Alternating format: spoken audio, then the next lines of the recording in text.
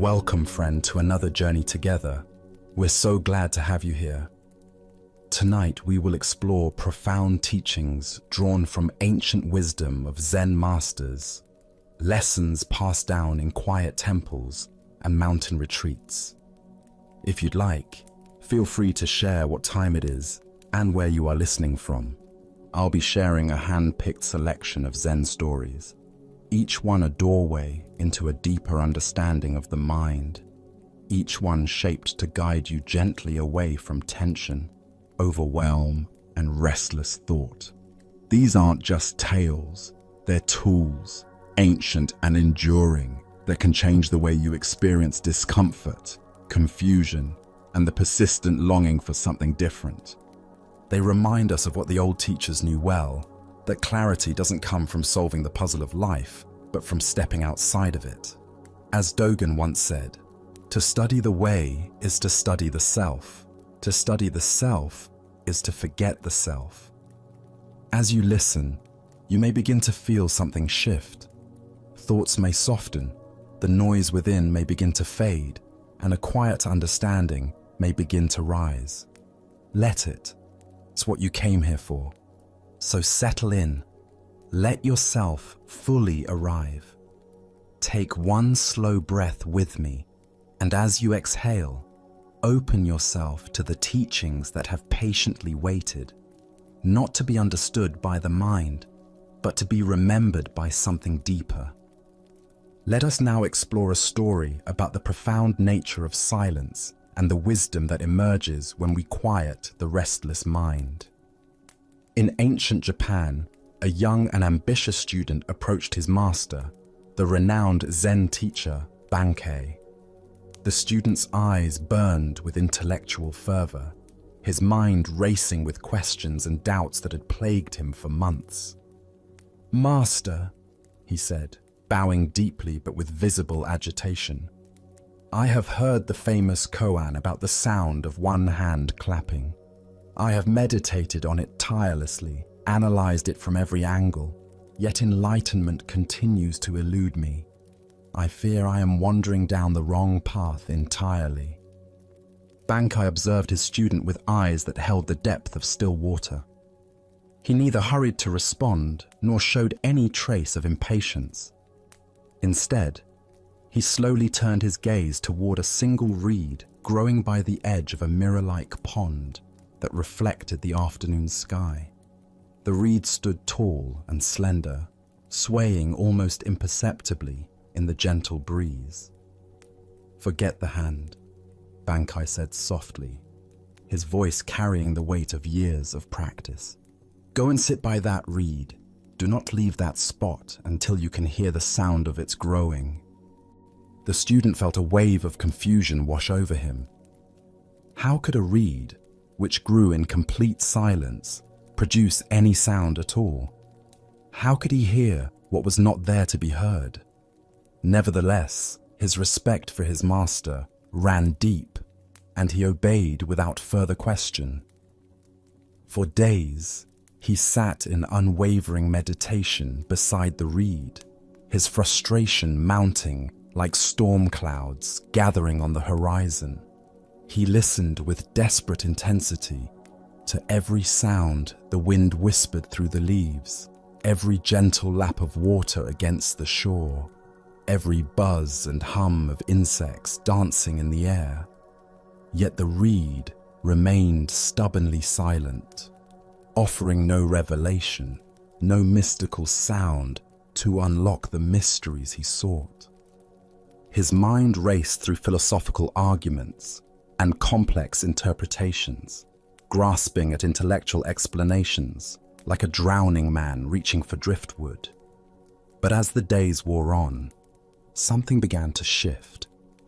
One quiet afternoon, weary from the exhausting effort of trying to force understanding, he simply let go. He released his desperate desire to hear anything at all and allowed himself to just be present with the reed, feeling the warmth of sunlight on his shoulders, the coolness of the breeze on his face.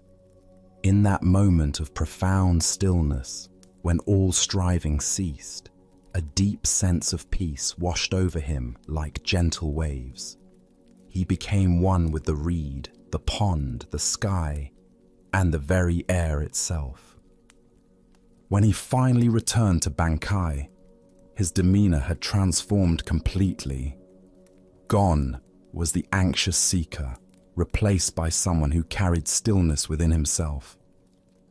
"Master," he said, with a bow that emanated genuine reverence, "I have listened." Bankai smiled, recognizing immediately the quality of silence that now surrounded his student. "And what did you hear?" "I heard the silence from which all sounds are born," the student replied, his voice carrying new depth.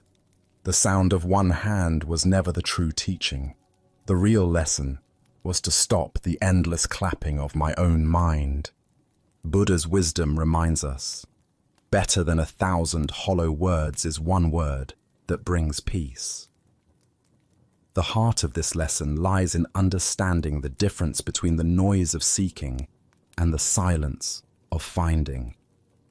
We live in a world that has trained us to believe that answers come through more thinking, more analysis, more mental effort. Yet Zen reveals the opposite truth. The deepest wisdom emerges not from the accumulation of thoughts, but from their gentle cessation. Why do we struggle so profoundly with inner silence? Zen Buddhism points to the restless nature of what is called monkey mind, the chattering, jumping, never settling quality of ordinary consciousness. This mental activity feels productive because it gives us the illusion of progress, the sense that we are working toward understanding. But this very effort often becomes the obstacle to the peace we seek. Consider how often throughout your day your mind resembles that young student's frantic searching. When facing a difficult decision, do you find yourself endlessly weighing options, analyzing possibilities, seeking more information? When experiencing emotional pain, does your mind immediately begin constructing elaborate explanations, assigning blame, or devising strategies for avoidance? This mental churning, while sometimes necessary for practical matters, often drowns out the subtle voice of intuitive wisdom that whispers beneath the noise. Zen Master Huang Po taught, "The foolish reject what they see, not what they think. The wise reject what they think, not what they see." The reed's teaching isn't heard through thinking about growing. It's perceived through intimate presence with the mystery of growth itself. This points to a fundamental distinction in Zen between conceptual understanding and direct experience. The sound of the reeds growing represents all the subtle wisdom available to us in each moment when we're not lost in the commentary of our thoughts. It might be the intuitive sense of what our body needs for healing, the wordless knowing of how to respond to a loved one's pain, or the creative insight that emerges when we stop forcing solutions. These forms of wisdom speak in frequencies too delicate for the noisy mind to detect. In Japanese aesthetics, there exists a concept called mu, the pregnant emptiness that contains infinite possibility, the space between thoughts, the pause between words, the silence between musical notes. This is where the reed sound lives, not in the realm of audible vibration, but in the spacious awareness that perceives growth itself as a sacred process. Zen practice cultivates this quality of receptive listening. Through meditation, we train ourselves to notice when we're caught in the endless clapping of mental commentary and gently return to simple presence. This isn't about suppressing thoughts or forcing silence, but about developing the capacity to rest in the spaces between thoughts, where deeper knowing naturally resides. Tonight, as you settle into the quiet of this moment, can you listen for the sound of your own growing? Perhaps it's the gentle expansion of your breath, the subtle wisdom arising about a relationship in your life, or simply the profound mystery of being alive and aware. As the Buddha taught, silence is an empty space. Space is the home of the awakened mind. In cultivating this inner stillness, we discover that the wisdom we seek has been speaking to us all along through the gentle voice of presence itself. Our next story takes us to a mountain temple where a profound lesson about true value unfolds through an act that appears destructive but reveals the deepest compassion. Daigu was a Zen master who embodied simplicity in every aspect of his life. His small mountain temple contained only the most essential items: a few meditation cushions, basic cooking utensils, and simple robes worn thin from years of use. The governor of the province, a man of wealth and sincere devotion to Buddhist teachings, had long admired Daigu's wisdom and often attempted to express his reverence through gifts of fine silks, expensive incense, and rare delicacies. Each offering was received with gratitude but politely declined, as Daigu gently explained that such luxuries would only burden his simple practice. One autumn day, the governor arrived at the temple personally, his hands carefully cradling a beautifully lacquered box that gleamed in the afternoon sunlight. His eyes shone with particular pleasure as he approached the master. "Venerable Daigu," he said, bowing deeply, "I understand completely your reluctance to accept personal luxuries, and I deeply respect your commitment to simplicity. But what I bring today is not for you. It is a gift for the Buddha himself. This is an exquisitely carved statue of the most precious jade created by the finest artisans in the land. Please accept this offering for the temple's altar, so that all who come here may witness the beauty of devotion made manifest." Daigu observed the governor's sincere face and genuine desire to honor the Buddha. The man's devotion was unmistakable, his generosity flowing from a pure heart. After a moment of quiet contemplation, Daigu accepted the statue with appropriate ceremony. Together, they placed the luminous jade Buddha on the simple wooden altar, where it seemed to glow with inner light. The governor left that day filled with joy, feeling that he had contributed something meaningful to the sacred space that had given him so much wisdom. Winter arrived early that year, bringing with it the fiercest snowstorms the mountain had seen in decades. The temple's modest supply of firewood, carefully gathered throughout the autumn, dwindled rapidly as the cold deepened. Soon, the monks found themselves shivering through their meditation sessions, unable to prepare warm meals or maintain the basic comfort necessary for their practice. One morning, as frost covered even the interior walls of the temple, a young monk entered the main hall to tend to the altar and discovered a scene that stopped him in his tracks. Daigu sat peacefully beside the hearth, carefully placing the precious jade Buddha into the flames and kindling a fire around it. The statue began to emit a warm glow as the fire took hold, casting dancing shadows on the master's serene face. The young monk felt his heart leap into his throat. "Master!" he cried out, his voice cracking with horror and disbelief. "What are you doing? That statue is priceless. It was a gift of deep devotion. It represents the Buddha himself." Daigu looked up from the growing warmth of the fire, his eyes twinkling with gentle humor and profound understanding.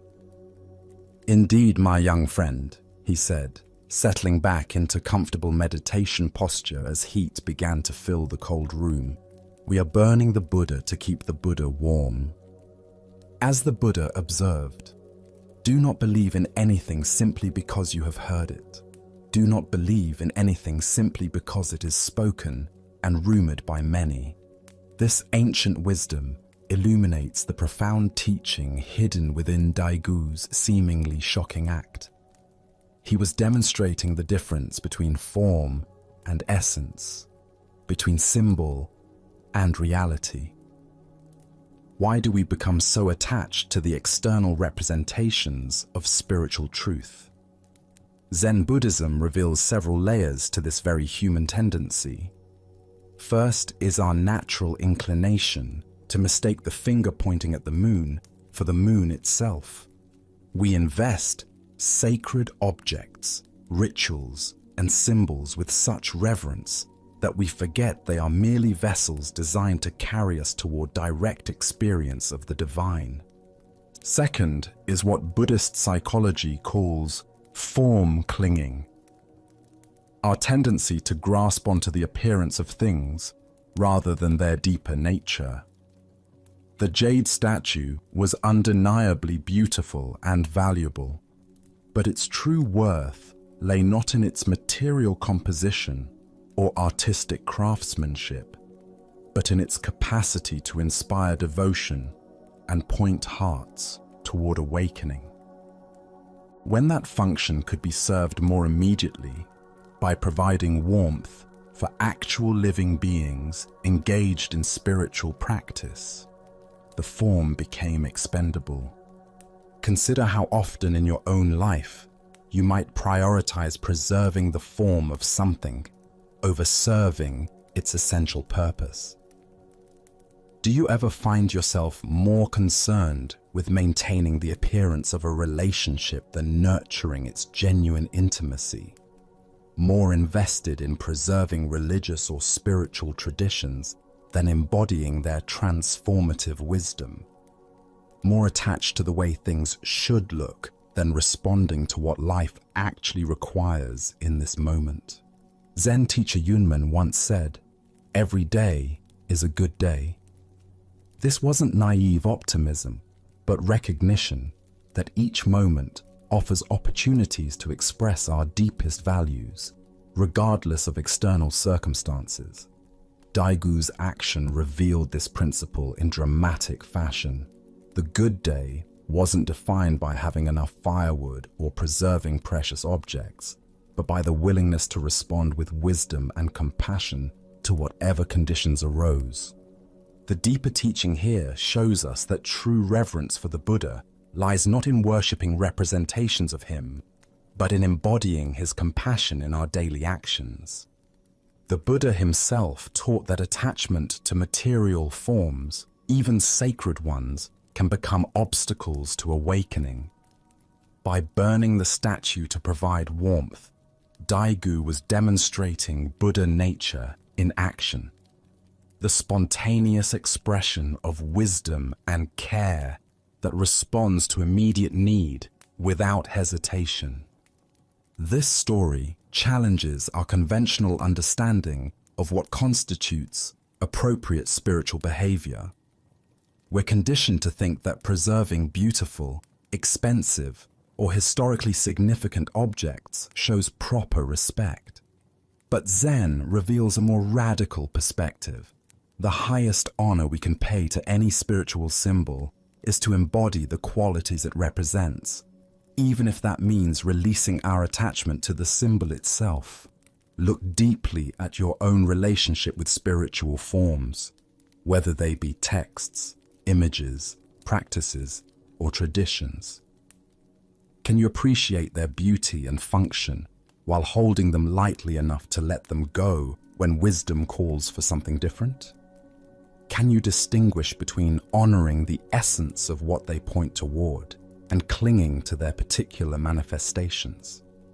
Tonight, as you consider what truly deserves your reverence and protection, remember Daigu's radical act of love. What forms might you be holding onto that no longer serve their essential purpose? What would it mean to burn your jade Buddhas in service of keeping the living Buddha of your own awakened heart warm and vibrant? Buddha spoke of this when he said, "Believe nothing, no matter where you read it or who said it, unless it agrees with your own reason and your own common sense." True spiritual maturity lies not in rigid adherence to external forms, but in the flexible wisdom that can honor essence while releasing attachment to appearance. Let us continue our journey with a tale that reveals how we often carry burdens long after the need for carrying them has passed. Two monks, one senior with many years of practice behind him, and one junior still learning the subtleties of monastic life, were walking together on a pilgrimage through the countryside.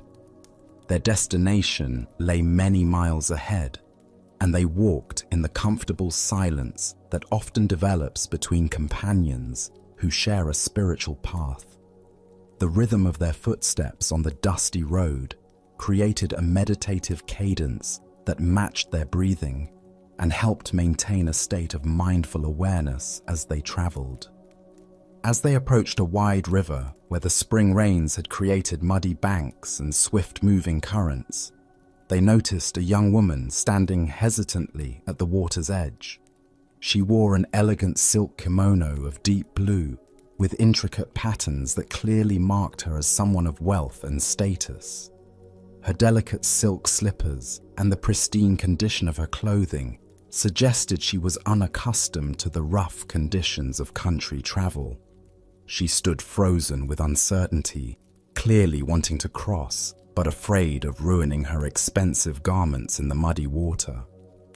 Without a moment's hesitation or consultation, the senior monk approached the woman with a gentle bow. "May I assist you across the river?" he asked simply.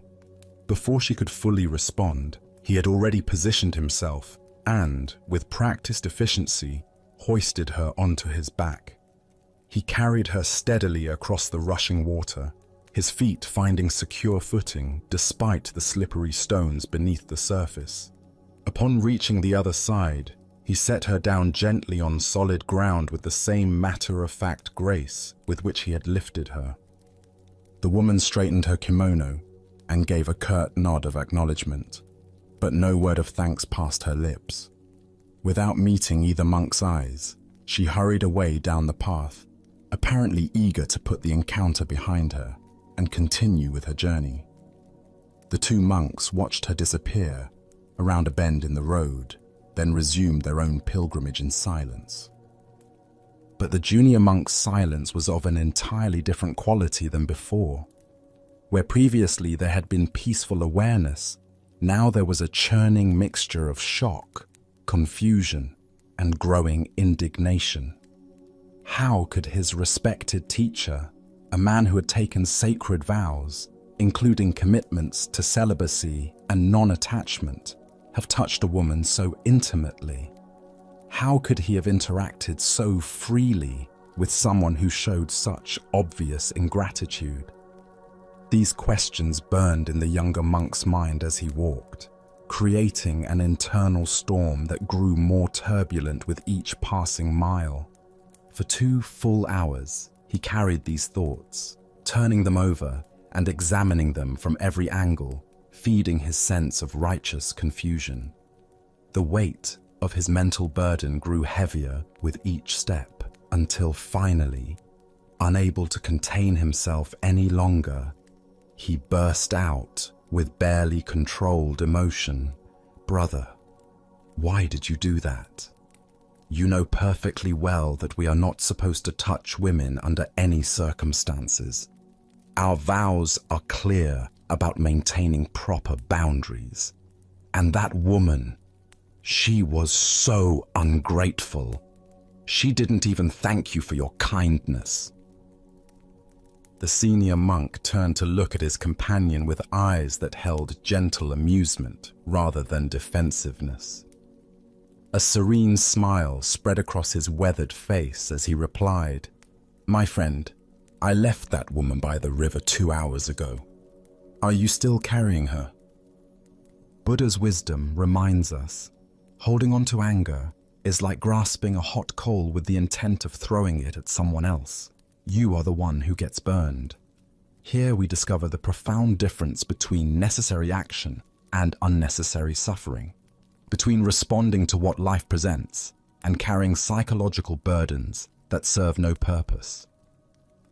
Why do we so readily pick up these invisible weights and carry them for hours, days, or even years? Buddhist psychology identifies several mental habits that create this pattern.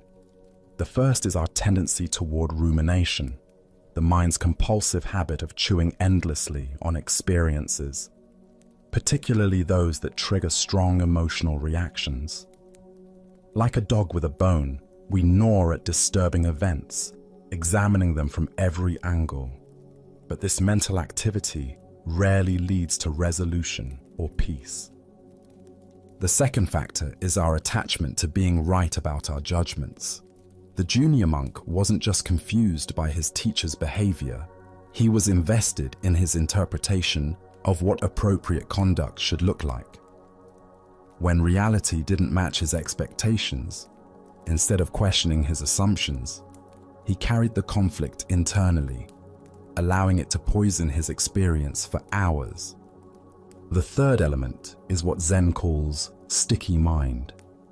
Consciousness that adheres to whatever it encounters instead of letting experiences arise and pass naturally.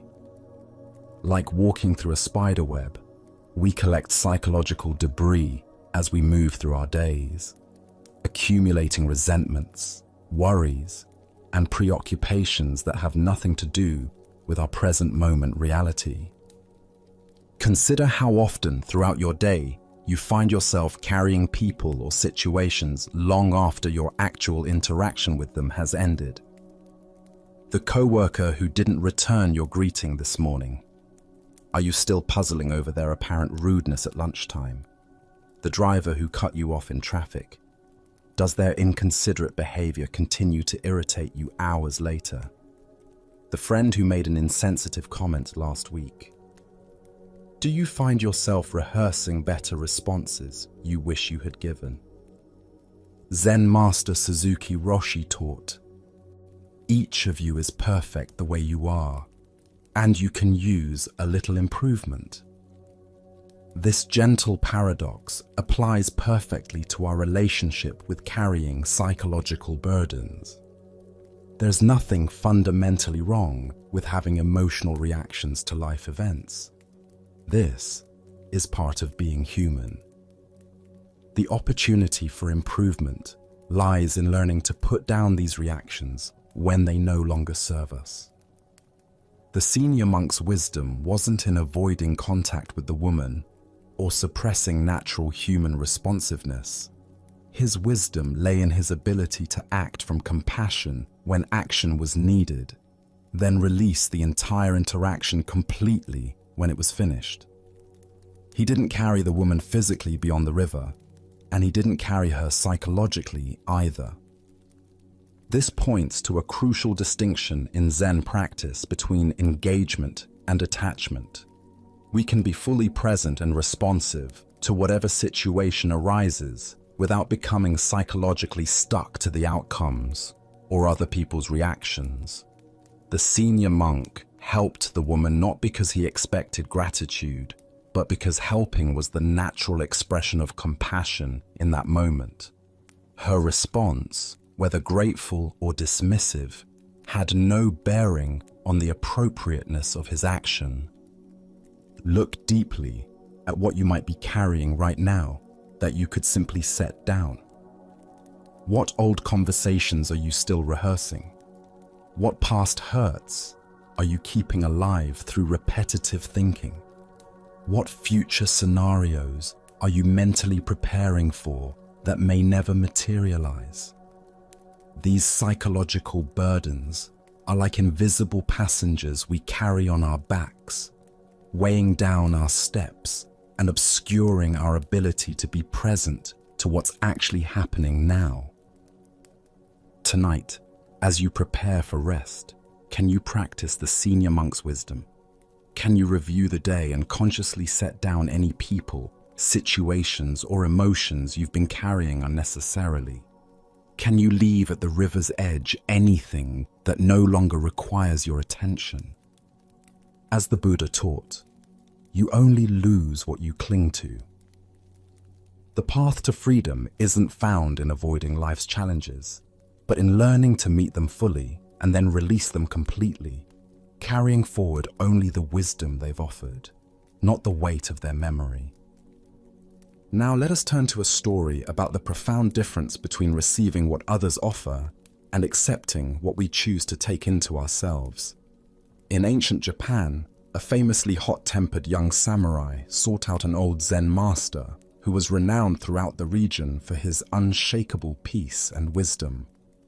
The samurai had heard tales of this teacher's ability to remain calm in any situation, and his own volatile nature had caused him so much suffering that he was desperate to learn the secret of such inner stability.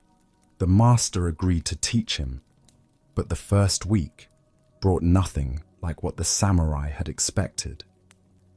Instead of profound philosophical discussions or advanced meditation techniques, he found himself assigned to menial tasks around the temple. Each morning, he chopped wood for the cooking fires, carried heavy buckets of water from the well, and swept the temple floors with meticulous care. Day after day, his frustration mounted as he performed these humble chores, while the master seemed to pay him little attention. By the end of the week, the samurai's legendary temper had reached its breaking point. He stormed into the master's simple quarters, where the old man sat peacefully sipping tea, apparently oblivious to his student's growing agitation. "This is intolerable!" the samurai shouted, his face flushed with rage. "I came here to learn wisdom, not to be your personal servant. You are nothing but a fraud who preys on the desperation of seekers." The old master continued sipping his tea with the same serene expression he had worn all week, showing no reaction whatsoever to the verbal assault. This complete lack of response only inflamed the samurai further. He began hurling increasingly harsh insults, calling the master a charlatan, a lazy old fool, and worse. Still, the teacher's face remained as peaceful as a still pond, unmarked by even the slightest ripple of disturbance. In a final explosion of fury, the samurai grabbed a handful of gravel from the garden path and hurled it directly at the master. The small stones struck the old man's robes and scattered harmlessly to the floor around his meditation cushion. Not once did the master flinch or show any sign that he had even noticed the physical attack. When the samurai's rage had finally exhausted itself, the master set down his teacup and looked at him with eyes that held no trace of anger or judgment. "Tell me," he said in a voice as calm as morning mist, "if someone offers you a gift and you choose not to accept it, to whom does that gift belong?" The samurai, caught off guard by the question and still breathing heavily from his outburst, stammered, To the one who offered it, I suppose." "Exactly," said the master with a gentle nod. "I do not accept your anger, your insults, or your violence. They remain entirely yours." He then pointed to a large, smooth river stone that sat near the temple steps, polished by countless years of wind and water. "Your mind can learn to be like that stone. The fiercest winds can howl around it. The heaviest rains can beat upon it. The most scorching sun can bake it throughout the day. Yet the stone remains unchanged, not because it is unfeeling or unaware, but simply because it rests in its own true nature, unmoved by the constantly changing weather that surrounds it." The master's voice took on an even gentler quality as he continued. "Your anger, your frustration, your need to lash out, These are simply weather patterns moving through your inner landscape. They are not who you are, any more than a thunderstorm is the essential nature of the sky. You can learn to observe these emotional storms without being swept away by them, to let them pass through your awareness without allowing them to disturb your fundamental peace. The samurai stood in stunned silence, feeling the heat of his rage suddenly cooled by the profound stillness that emanated from his teacher. For the first time in his adult life, he understood what true strength looked like. Not the ability to overpower others through force or intimidation, but the capacity to remain unshakable in one's own center, regardless of external circumstances. He bowed deeply, finally ready to begin the real learning he had come to find. The Buddha once said, "You will not be punished for your anger. You will be punished by your anger." What emerges from this story is the revolutionary understanding that we have complete choice over what we allow into our internal experience, regardless of what others may offer us through their words or actions. Why do we so automatically accept the emotional gifts that others thrust upon us? Zen Buddhism points to several deeply conditioned patterns that make us vulnerable to taking on others' anger, criticism, or negativity. The first is our identification with the ego self that feels compelled to defend itself against any perceived attack. When someone offers us the gift of their anger, our defensive mechanisms kick in automatically, and we accept their offering by generating our own anger in response. The second factor is what Buddhist psychology calls emotional contagion, our tendency to unconsciously mirror the emotional states of those around us. Just as we might catch a cold from someone who sneezes near us, we often catch emotional states from people who express them in our presence. But unlike physical contagion, emotional contagion requires our participation, though this participation usually happens below the level of conscious awareness. Consider how often throughout your day you find yourself accepting gifts you never asked for. When a frustrated colleague snaps at you, do you automatically accept their irritation and make it your own? When someone criticizes your work, do you take their judgment inside yourself and begin to doubt your abilities? When a family member expresses disappointment in your choices, do you accept their disappointment as evidence that you should feel guilty? Zen teacher Byron Katie teaches, defense is the first act of war. Every time we accept someone else's emotional offering and respond defensively, we enter into a kind of psychological warfare that can escalate indefinitely. The master in our story demonstrates a completely different approach. The radical refusal to participate in emotional exchanges that serve no constructive purpose. This doesn't mean becoming cold, unfeeling, or disconnected from others. The stone in the story isn't depicted as frozen or dead, but as naturally stable, resting in its essential nature while remaining fully present to its environment. Similarly, we can develop the capacity to remain centered and responsive without automatically absorbing and reflecting back every emotional energy directed toward us. The deeper teaching here shows us that true strength lies not in our ability to defend ourselves against others' negativity, but in our capacity to remain grounded in our own inner peace regardless of external turbulence. This requires developing what Zen calls don't know mind, the willingness to question our automatic assumptions about what others' behavior means about us or requires from us. Look deeply at your own patterns of accepting unwanted gifts. What emotional offerings do you find most difficult to refuse? Criticism, anger, anxiety, guilt, drama. Can you begin to recognize the moment when someone extends these gifts toward you? And can you practice the radical freedom of simply not taking them? Zen Master Dogen wrote, "To study the Buddha way is to study the self. To study the self is to forget the self." Part of forgetting the self involves releasing our compulsive need to take everything personally, to defend our positions, or to prove our worth through emotional reactivity. When we're securely grounded in our own essential nature, we can respond to others from wisdom rather than from wounded pride. Tonight, as you reflect on the interactions you had today, can you identify any emotional gifts you accepted that you could have politely declined?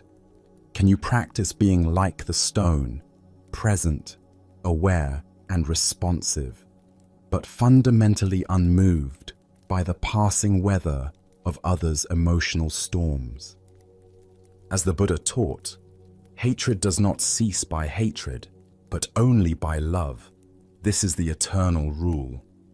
When we refuse to accept others' anger and respond instead from our own center of peace, we offer them something far more valuable than the reflection of their own turbulence.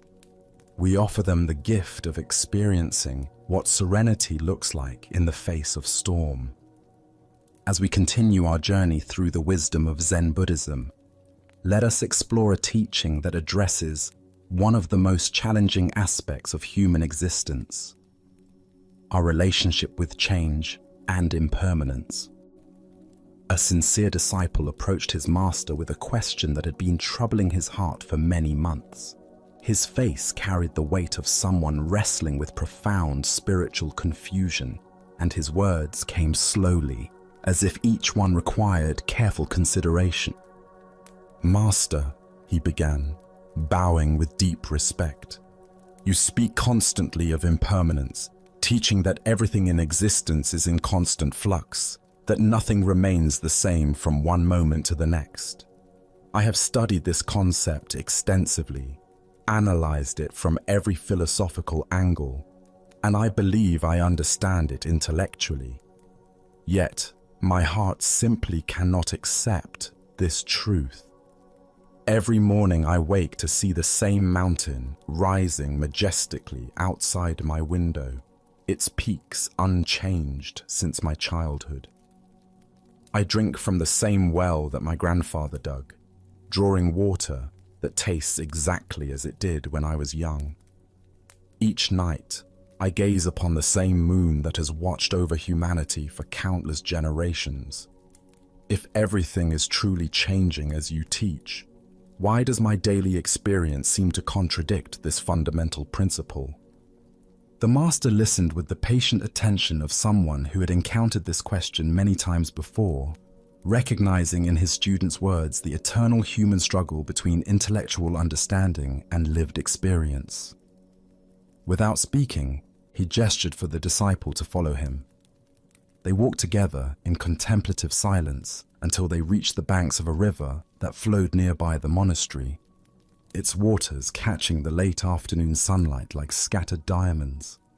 "Look carefully at this river," the master said, settling himself comfortably on a large boulder near the water's edge.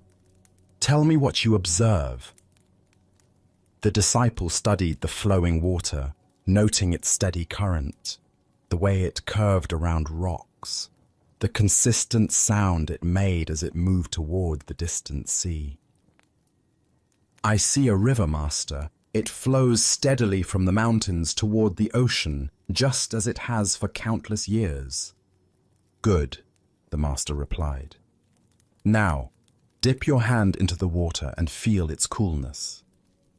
The disciple knelt and immersed his hand in the flowing stream, feeling the gentle current playing around his fingers and the surprisingly cool temperature that contrasted with the warmth of the afternoon air. "Now," the master continued, "remove your hand and dip it into the river again." The disciple lifted his hand from the water, observed it for a moment, then lowered it once more into the stream. "Tell me," the master asked with eyes that sparkled with gentle humor, "is this the same river you touched the first time?" The disciple responded immediately, with the confidence of someone stating an obvious fact. "Of course it is the same river, master. It is the same body of water flowing in the same direction through the same landscape." The master shook his head slowly, his expression becoming more serious, as he prepared to reveal the deeper teaching. "The water your hand first touched has already traveled far downstream, perhaps reaching the valley below, or even beginning its journey to the sea. Entirely new water has taken its place where your hand now rests. The molecules surrounding your fingers are completely different from those you first encountered. You are not the same person who first dipped his hand into this stream. Moments have passed. Millions of cells in your body have been replaced. Countless new thoughts and perceptions have arisen and dissolved in your consciousness. You see the form of the river, just as you see the form of the mountain and the moon, but the substance is never identical from one moment to the next. The master's voice took on the quality of flowing water itself as he continued. You are trying to hold on to the river that has already flowed far beyond your reach. You are clinging to a mountain whose rocks are constantly weathering grain by grain, to a moon whose face changes nightly as it waxes and wanes, to a well whose water comes from ever-changing underground springs. The forms appear stable because the changes happen too slowly for ordinary perception to detect, or too quickly for the mind to track. But make no mistake, everything you think of as permanent is actually a flowing process, including the very consciousness that observes and seeks to understand.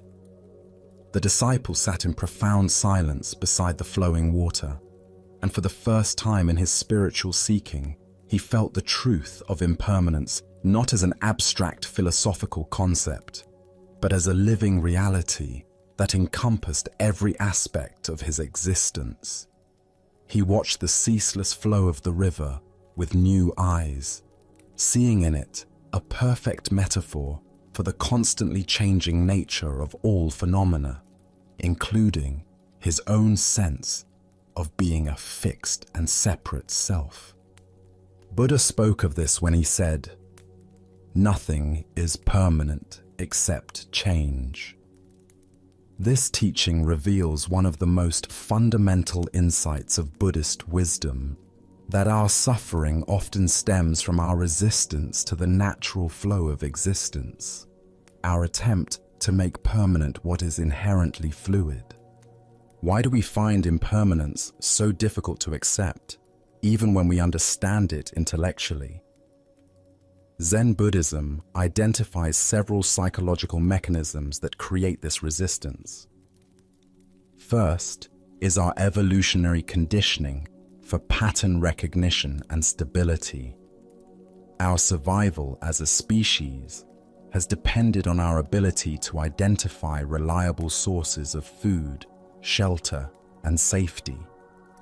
This deep programming makes us naturally seek permanence and predictability, even in areas where such stability is ultimately impossible. Second is what Buddhist psychology calls self-clinging, our unconscious assumption that there is a fixed, unchanging self at the center of our experience. This sense of being a solid, continuous entity makes it difficult to truly comprehend that everything else might be in constant flux. If I am permanent, the reasoning goes, then surely the world around me must have permanent features as well. Third is our tendency to confuse conceptual labels with actual reality.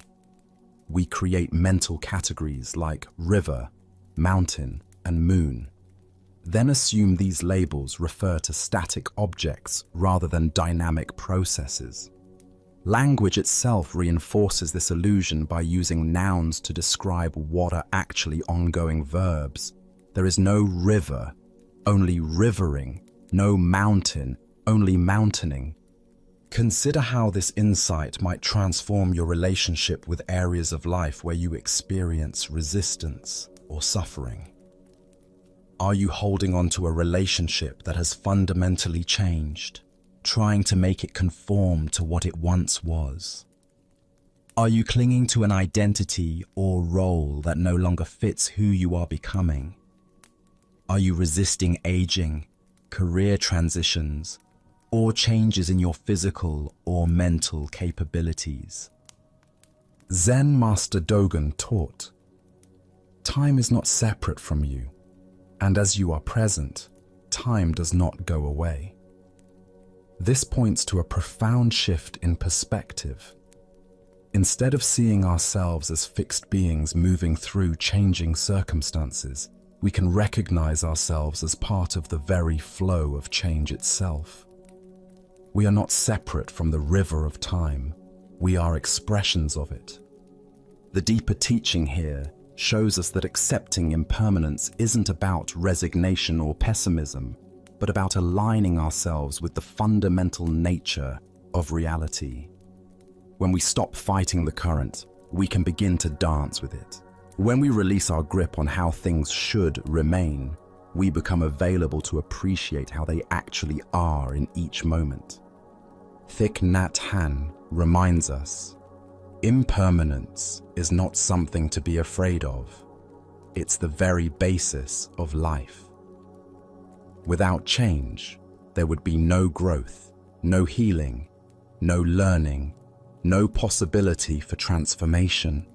The same impermanence that takes away what we cherish also brings new opportunities, fresh perspectives, and unexpected gifts.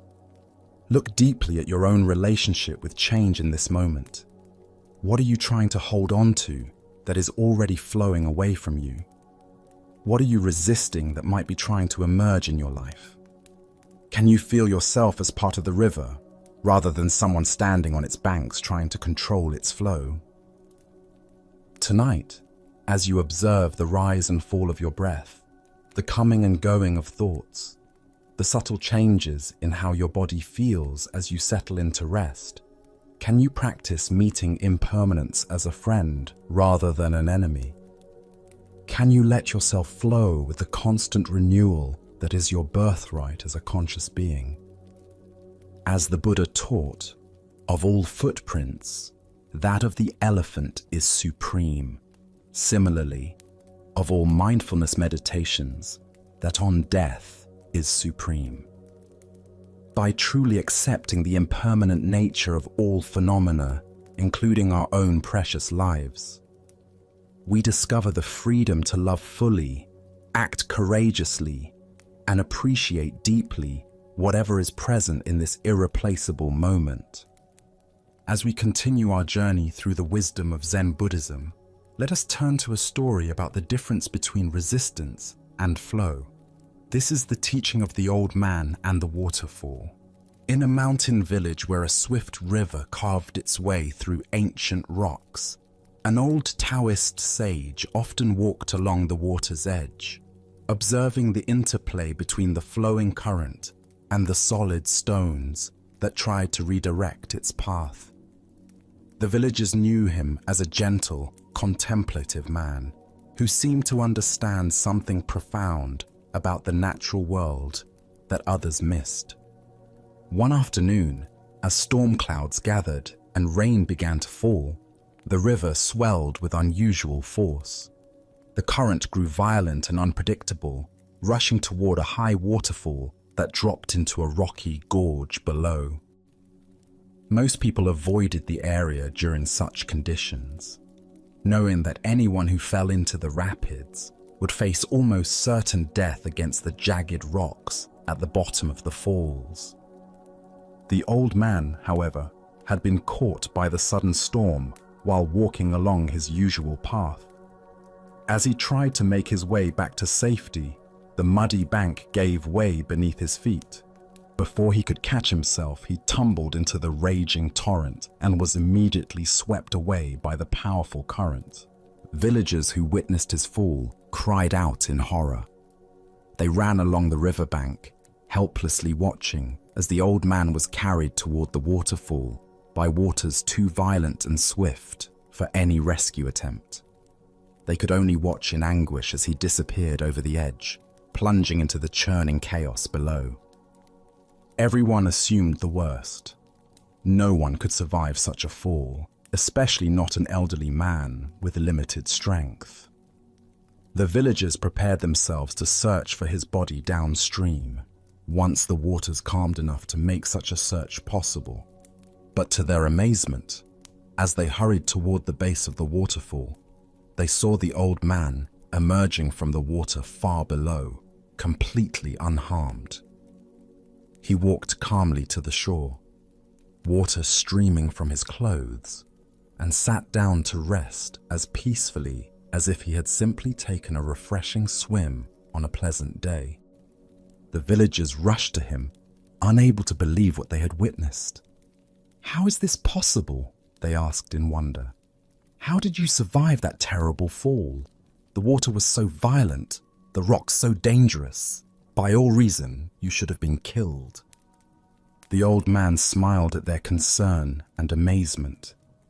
He wrung water from his sleeves and considered their question carefully before answering. "I survived," he said simply, "because I accommodated myself to the water, not the water to me. When I felt myself falling, I did not fight against the current or try to force it to change direction. Without thinking, I allowed myself to be shaped by it. When the water wanted to go down, I went down. When it swirled, I swirled with it. Plunging into the whirlpool, I came out with the whirlpool. I became like the water itself, and this is how I survived." The villagers listened in silence, beginning to understand that they had witnessed something far more than a fortunate accident. They had seen a demonstration of a profound principle that the old man had spent years learning from his careful observation of the natural world. As the Buddha taught, nothing is permanent. Everything is subject to change. Being is always becoming.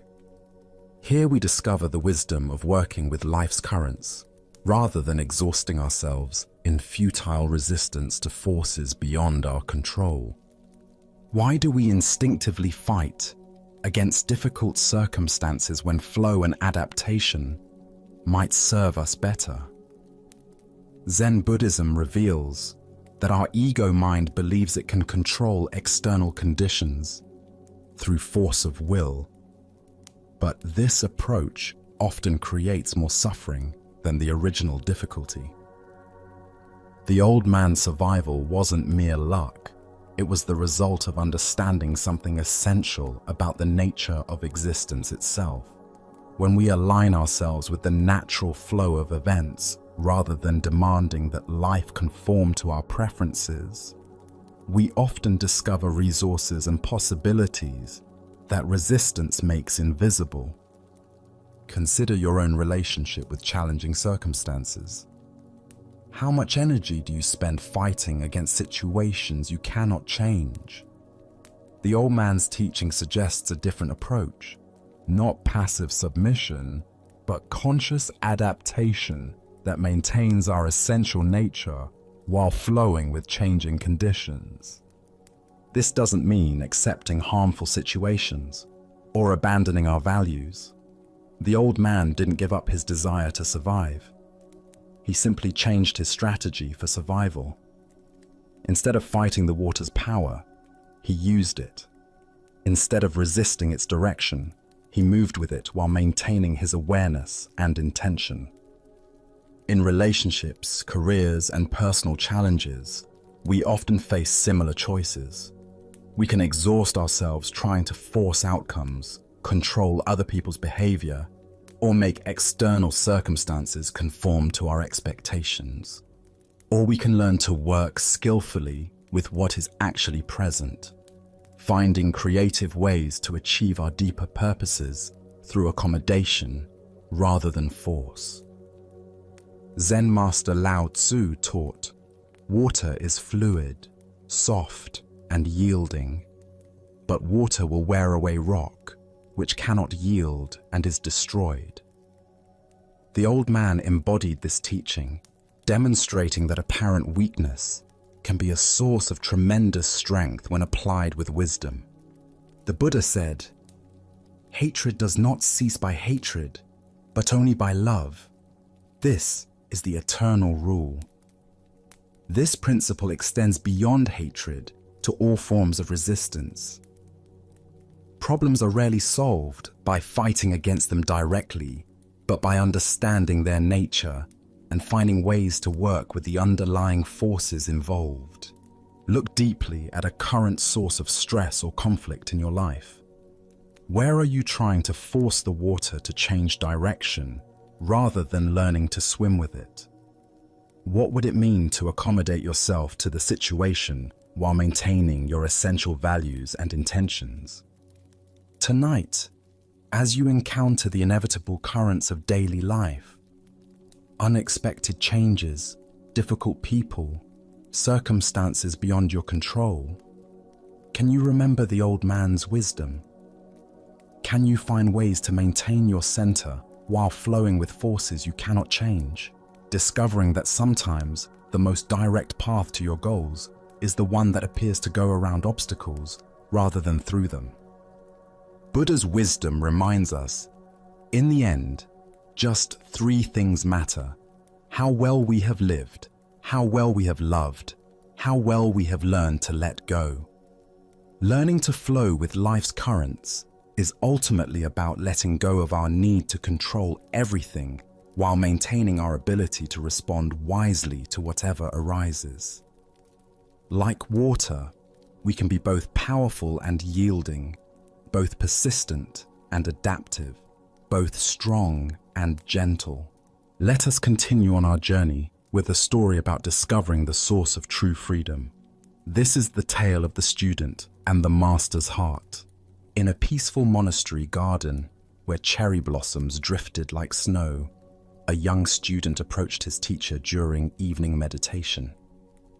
The master sat beneath an ancient maple tree, twilight painting the sky in soft purples and golds. This student had been practicing earnestly for years, yet lately questions had been arising that reached deeper than formal instruction. Taking a seat beside his teacher, the student gathered courage to voice what had been troubling him. "Master," he began quietly, "when I was young, I had a deep desire for my family and loved ones to be proud of me. I wanted to excel in studies, to accomplish things that would make them beam with joy. Were you ever the same way?" The master turned his gentle gaze toward the student, seeing in the young man's eyes the same earnest longing that had once driven his own seeking. After contemplative silence, he replied simply, "Yes, I was very much the same." The student felt relief at this admission. "Why did you desire their pride so intensely?" he asked. "What was driving that need for approval?" The master smiled with tender recognition. "I wanted them to feel they had more reason to love and accept me," he said thoughtfully. "If I could make them proud, surely their love would be secure and abundant. But the reason I desired this went even deeper." The student leaned closer, sensing they were approaching something essential. "I sought their love so desperately," the master continued, "because I, in turn, would feel I had sufficient reason to love and accept myself. I was seeking permission from others to feel good about who I was. Their approval would be evidence of my worthiness even to myself. That was what lay at the root of all my striving." The master paused, watching the first stars appear. "But then one day, I awakened to a revolutionary possibility. I realized I could ask myself a different question. What if I could bypass all external validation and simply learn to love and accept myself unconditionally? What if I didn't require anyone else's approval to feel genuinely good about my existence? The student felt something shift in his chest as these words settled. I imagined what it would be like if my happiness no longer depended on outer circumstances, on whether people approved or disapproved of my choices. What if my sense of worth could be as constant as my own heartbeat, independent of any external validation? The student could feel his teacher's words pointing toward a freedom he had never considered. And that realization began your quest for self-realization? Exactly, the master nodded. That was when my true spiritual journey began, not with seeking something outside myself, but with discovering what was already complete within. After contemplative silence, the student asked, "And did you never again desire their pride? Did that longing completely disappear?" The master chuckled softly. "Oh, my ego certainly continued to desire approval. Conditioned patterns don't vanish overnight, but something fundamental had shifted in my relationship to those desires. I no longer completely identified with my ego as I had before." He gestured toward the darkening garden, where fireflies had begun their dance. I learned to see those approval-seeking thoughts as passing phenomena, like these fireflies appearing and disappearing. I could observe them with interest and compassion, but I no longer gave them power to determine my worth. "So you still cared what others thought?" the student asked. "I respected their opinions and honored their perspectives," the master replied. "But I no longer gave them so much weight. Their approval became like weather, sometimes pleasant, sometimes not, but no longer the determining factor in whether I felt at peace with myself." The master's face radiated quiet joy, and never had I felt so free as when I finally released myself in this way. It was like discovering I had been carrying invisible chains for decades, and suddenly they fell away. The love I had been seeking outside was revealed to have been within me all along. Buddha's wisdom reminds us, if you truly loved yourself, you would never hurt yourself with destructive thoughts, actions, or choices. This teaching points to the heart of the master's discovery. Most suffering stems from the mistaken belief that we must earn the right to love ourselves through external achievements or approval. Here, we discover one of the most revolutionary insights available. Self-love is not a reward to be earned, but our natural birthright to be claimed. We are born complete and worthy, not because of what we accomplish, but simply because we exist. Why do we find unconditional self-love so difficult? From childhood, we absorb messages suggesting love must be earned through good behavior, achievement, or pleasing others. We learn to treat ourselves the way we were treated, often with criticism and conditions. These patterns become so familiar that unconditional self-acceptance feels foreign. Our culture intensifies this conditioning by promoting the myth that happiness comes from external sources. Each message reinforces the delusion that we are incomplete as we are. Consider how much mental energy goes toward managing others' opinions. How often do you modify authentic expression to gain approval? How much self-worth depends on external feedback rather than internal recognition of inherent value? When we love ourselves unconditionally, we create a foundation of fulfillment that allows us to enjoy others' affection without depending on it. We can receive compliments with gratitude rather than desperate hunger, and handle criticism without devastation, because our core worth remains untouched. The Buddha said, "You can search throughout the entire universe for someone more deserving of your love and affection, than you are yourself, and that person is not to be found anywhere. You, yourself, deserve your love and affection. This isn't narcissism. It's recognition of fundamental truth about consciousness itself. Tonight, as you rest in this moment's quiet, can you sense the presence that is reading these words? This awareness that knows your thoughts and witnesses your experiences is not improved or diminished by anything that happens. It remains constant and clear, like space itself. What would it be like to treat this aware presence with the tenderness it deserves? Perhaps you could offer yourself the same patience you'd give a beloved child learning, or the same compassion you'd feel for a friend in difficulties. As the Buddha taught, hatred is never appeased by hatred. By non-hatred alone is hatred appeased. Self-criticism is never healed by more self-criticism. Only by learning to love ourselves exactly as we are do we create inner conditions for authentic transformation.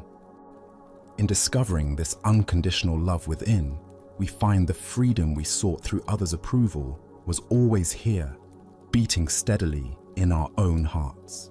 Let us continue on our journey through the wisdom of Zen Buddhism with a story about the phantoms we create with our own minds. This is the tale of the haunting that was no haunting at all. A man lived peacefully with his beloved wife for many years, their love deep and genuine, their companionship a source of daily joy. But as fate would have it, she became gravely ill. As she lay on her deathbed, her breathing shallow and her strength fading, she grasped her husband's hand with surprising force. "My darling," she whispered, her eyes filled with both love and fear. "I cannot bear the thought of leaving you, and I cannot bear the thought of you loving another. Promise me that when I am gone, you will not see any other women. Promise me you will remain faithful to my memory forever, or I swear I will return from the grave to haunt you." The husband, his heart breaking at her words and her impending departure, made the promise she demanded.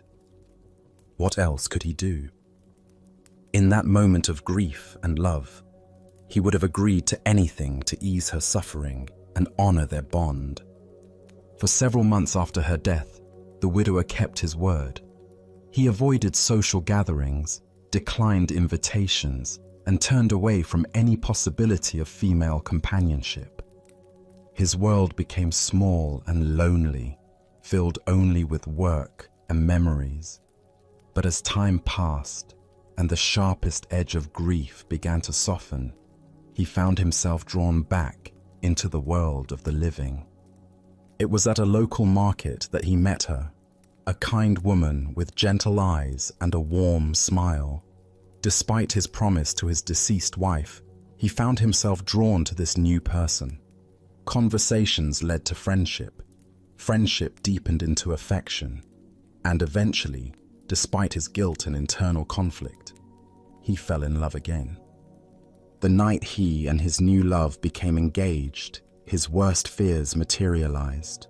As he lay in bed, the room suddenly grew cold, and there before him stood the unmistakable figure of his dead wife. Her face was pale with anger, her eyes blazing with accusation. "You have broken your promise to me," she said, her voice carrying the chill of the grave. "You have betrayed our love and dishonored my memory." But what truly terrified the man was not just her appearance. It was her impossible knowledge. Night after night, she would return to torment him, recounting in perfect detail everything that had transpired between him and his fiancée. She would repeat their conversations word for word, describe their private moments, reveal their most intimate exchanges. Nothing remained hidden from this ghostly presence. The haunting became so intense that the man could no longer sleep. Dark circles formed under his eyes. His hands shook constantly, and his new relationship began to suffer under the weight of his terror and exhaustion. Desperate for relief, he sought out a Zen master who lived in a small temple near the village.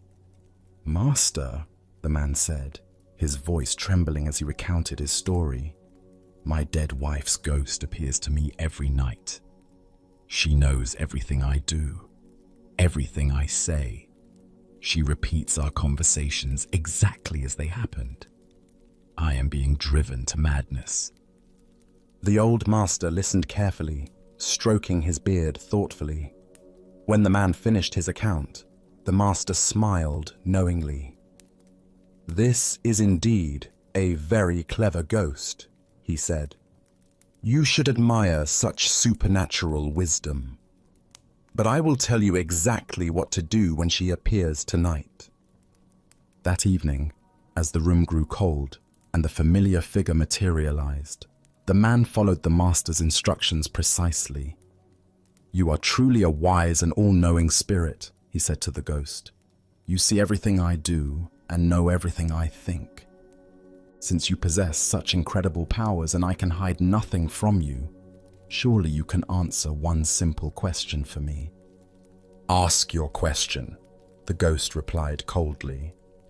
The man reached down to a large bag of beans that sat near his bedside table. He scooped up a handful and held his closed fist toward the apparition. "Tell me exactly how many beans I am holding in my hand right now." The ghost opened her mouth to speak, but no words came. Her form began to waver, becoming translucent around the edges. For the first time since her appearances began, she looked uncertain, even confused. I cannot," she stammered, and then, like morning mist touched by sunlight, she simply vanished. The ghost never returned again, and the man was finally free to live his life in peace. Buddha's wisdom reminds us, we are what we think. All that we are arises with our thoughts. With our thoughts, we make the world. The deeper teaching here shows us how powerfully our minds can create seemingly real experiences from nothing but guilt, fear, and unresolved emotions. Why do we give such power to the ghosts of our own making? Zen Buddhism reveals that much of our suffering comes not from external forces, but from the phantoms we create through our own psychological patterns. The ghost in this story was nothing more than the man's own guilt and conditioning, projected outward and given form by his tormented mind. Consider how often in your own life you are haunted by voices that seem to know your every move, that judge your every decision, that remind you of promises you've broken or standards you've failed to meet. These internalized critics often speak with the voices of people from our past, parents, teachers, former partners, but their power comes entirely from our own minds giving them substance. The man's ghost could recite his conversations perfectly because it was his own memory playing them back to him. It knew his private moments because it was created by his own consciousness. It appeared when his guilt was strongest because guilt was its very substance. The ghost was real in its effects, but had no independent existence. In Zen practice, we learn to distinguish between what is actually present and what our minds are adding to the situation. The man was genuinely in love with a new person, but his conditioning told him this was a betrayal. His deceased wife was genuinely gone, but his unprocessed grief and guilt kept her psychologically present. The master's solution was brilliant in its simplicity. By asking the ghost to know something that existed only in the present moment, something the man's own mind couldn't possibly know, he revealed the phantom's true nature. The beans in his hand were unknown even to him until he counted them. No amount of memory, guilt, or psychological projection could provide this information. Zen teacher Charlotte Joko Beck said, "Our thoughts are just thoughts. They're not necessarily true, they're not necessarily important, and they're not necessarily ours." The ghost's accusations felt absolutely real to the man, but they were simply thoughts and emotions given form by his own mental processes. Look deeply at your own experience. What ghosts do you carry that speak with impossible authority about your worth, your choices, your future? Often these voices claim to know things they cannot possibly know. What others really think of you, what will happen if you take risks, whether you deserve happiness or love. The Buddha taught, the mind is everything. What you think you become. When we understand that we are constantly creating our experience through the stories we tell ourselves, we begin to see that we also have the power to question these stories, to test their validity, to challenge their authority over our lives. Tonight, as you notice the familiar voices of self-doubt, guilt, or fear arising in your mind, can you remember the man and his handful of beans? Can you find the courage to ask these internal critics to prove their supernatural knowledge by answering questions they cannot possibly answer? Can you recognize that the very thoughts that seem to know everything about you actually know far less than they claim? As the Buddha observed, doubt everything, find your own light. The ghosts that haunt us lose their power the moment we stop feeding them with our belief, the moment we see them for what they truly are, not supernatural visitations, but creations of our own minds that can be dissolved as easily as they were formed.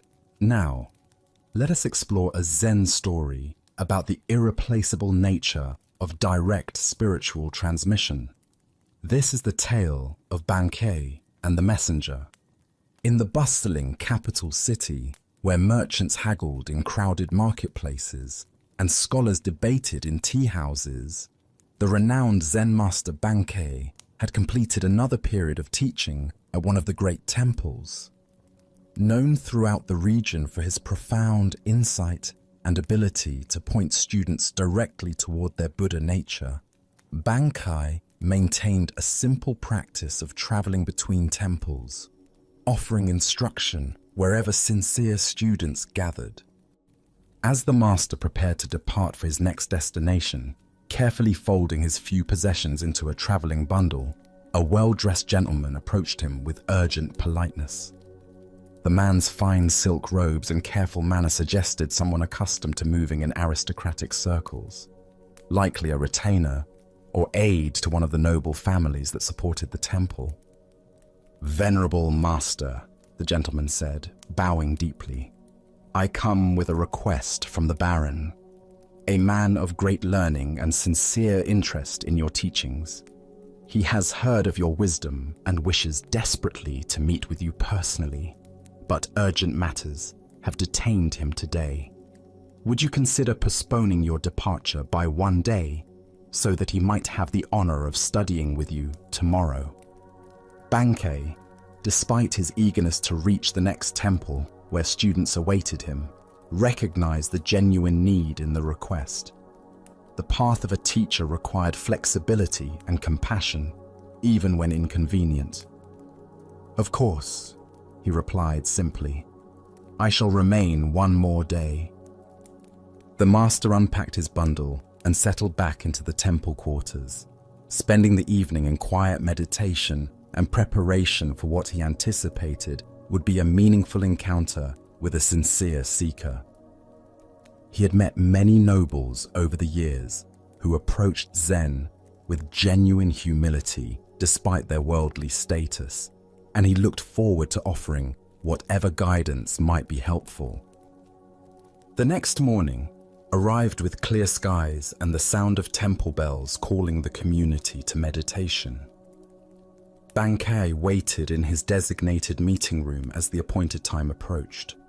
But instead of the Baron himself, the same well-dressed gentleman appeared again, this time with obvious embarrassment written across his features. "Master," the man began, his voice heavy with apology, "I bring regrettable news. The Baron was called away on urgent business that could not be delayed, matters of state that demanded his immediate attention. However, he has not forgotten his desire for your teaching. He has asked me to serve as his representative, to receive your instruction on his behalf, and carry your wisdom back to him faithfully." The gentleman paused, clearly hoping this arrangement would prove acceptable. The Baron's specific question concerns the nature of mind itself. He wishes to understand, what is the true nature of consciousness, and how can one realize it directly? If you would share your teaching on this matter, I promise to convey every word exactly as you speak it. Bankei listened to this request with gentle attention, his expression remaining calm and compassionate. When the gentleman finished speaking, the master sat quietly for a moment, as if considering not just the question, but the entire situation, the absent seeker, the well-intentioned messenger, and the profound impossibility of what was being asked. Finally, Bankei spoke with characteristic simplicity and directness. "This matter of Zen is difficult to convey even through direct question and answer, between teacher and student meeting face to face. It becomes all the more difficult, indeed impossible, to transmit through a messenger, no matter how sincere or capable that messenger might be." Having delivered this response, the master said nothing more. He simply sat in silence, embodying the very teaching he had just articulated. The gentleman waited, perhaps expecting elaboration or alternative suggestions, but none came. Eventually, finding himself speechless and somewhat confused, the gentleman bowed politely and withdrew from the temple. The Buddha once said, "Be a lamp unto yourself." This profound truth reveals itself in Bankei's gentle but firm refusal to reduce Zen wisdom to a message that could be carried by proxy. Spiritual awakening cannot be transmitted second-hand because it is not information, but transformation. Why do we often approach spiritual learning as if it were academic knowledge that can be collected and conveyed through intermediaries? Zen Buddhism teaches that awakening is not a concept to be understood, but a reality to be directly experienced. Like the taste of water to someone who is thirsty, it cannot be adequately described. It must be experienced firsthand. The Baron's question about the nature of consciousness reveals our typical approach to spiritual inquiry. We want to understand awareness intellectually, to grasp it conceptually, to possess it as knowledge. But consciousness cannot be made into an object of study because it is the very subject doing the studying. It's like trying to see your own eyes without a mirror. The seeing itself is what you are trying to see. Consider how often throughout your day you might approach spiritual wisdom as information to be collected, rather than truth to be embodied. We read books about meditation instead of meditating. We study descriptions of enlightenment instead of investigating our present experience. We seek answers about the nature of mind instead of directly examining what we call mind right now. Zen Master Dogen taught, "To study the Buddha way is to study the self. To study the self is to forget the self." This paradox points to the heart of why spiritual transmission requires direct engagement.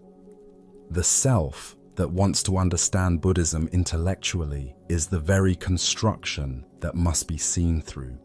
This seeing through happens not through accumulating knowledge, but through intimate investigation of immediate experience.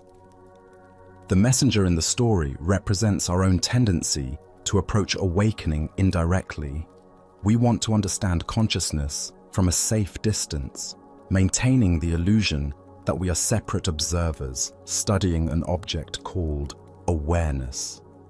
But awareness is what we are, not what we have. It cannot be possessed, understood, or transmitted because we are expressions of it.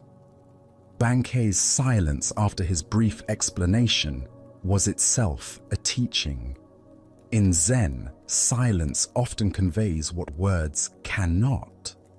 The gaps between thoughts, the space between breaths, the awareness in which all experiences arise. These cannot be captured in language, but can be directly recognized when we stop trying to grasp them conceptually. This doesn't mean spiritual teaching is impossible or that teachers serve no purpose.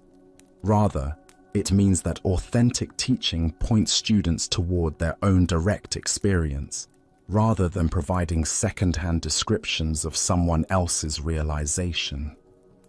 The teacher's role is not to deliver enlightenment, but to create conditions where students might recognize what they already are.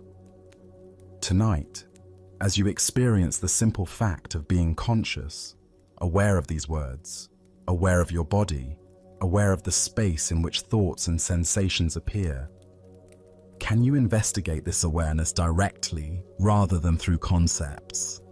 Can you be present to your experience rather than trying to understand it through someone else's descriptions? As the Buddha taught, work out your own salvation with diligence. The path to freedom cannot be walked by proxy.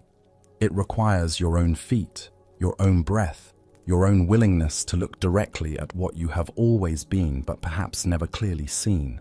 Let us continue on our journey with a teaching about the dangerous gap between conceptual understanding and lived experience. This is the story of the one-eyed monk and the silent debate. In ancient China, when traveling monks wandered from monastery to monastery seeking teachings and testing their understanding, a particular custom had developed among Zen communities. Before a wandering monk could receive lodging for the night, he had to engage in what was called Dharma combat, with either the abbot or a designated representative. This wasn't physical fighting, but a contest of spiritual wit and understanding, where profound questions and paradoxical answers revealed the depth of each participant's realization. At one renowned monastery nestled in bamboo forests, a travel-worn monk arrived as evening shadows began to lengthen across the courtyards. His robes were dusty from mountain paths, his straw sandals worn thin, but his eyes carried the alert brightness of someone genuinely seeking deeper understanding. The abbot, busy with evening duties, assigned his personal attendant to conduct the traditional Dharma encounter.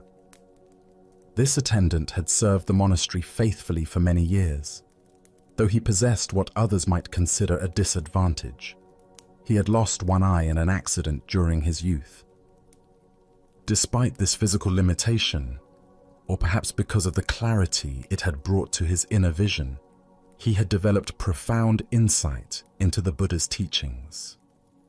When the two monks met in the monastery's formal reception hall, the traveling monk proposed something unusual. "Let us engage in silent debate," he suggested, gesturing with his hands to indicate they would communicate through gestures alone rather than words. Sometimes the deepest truths transcend language altogether.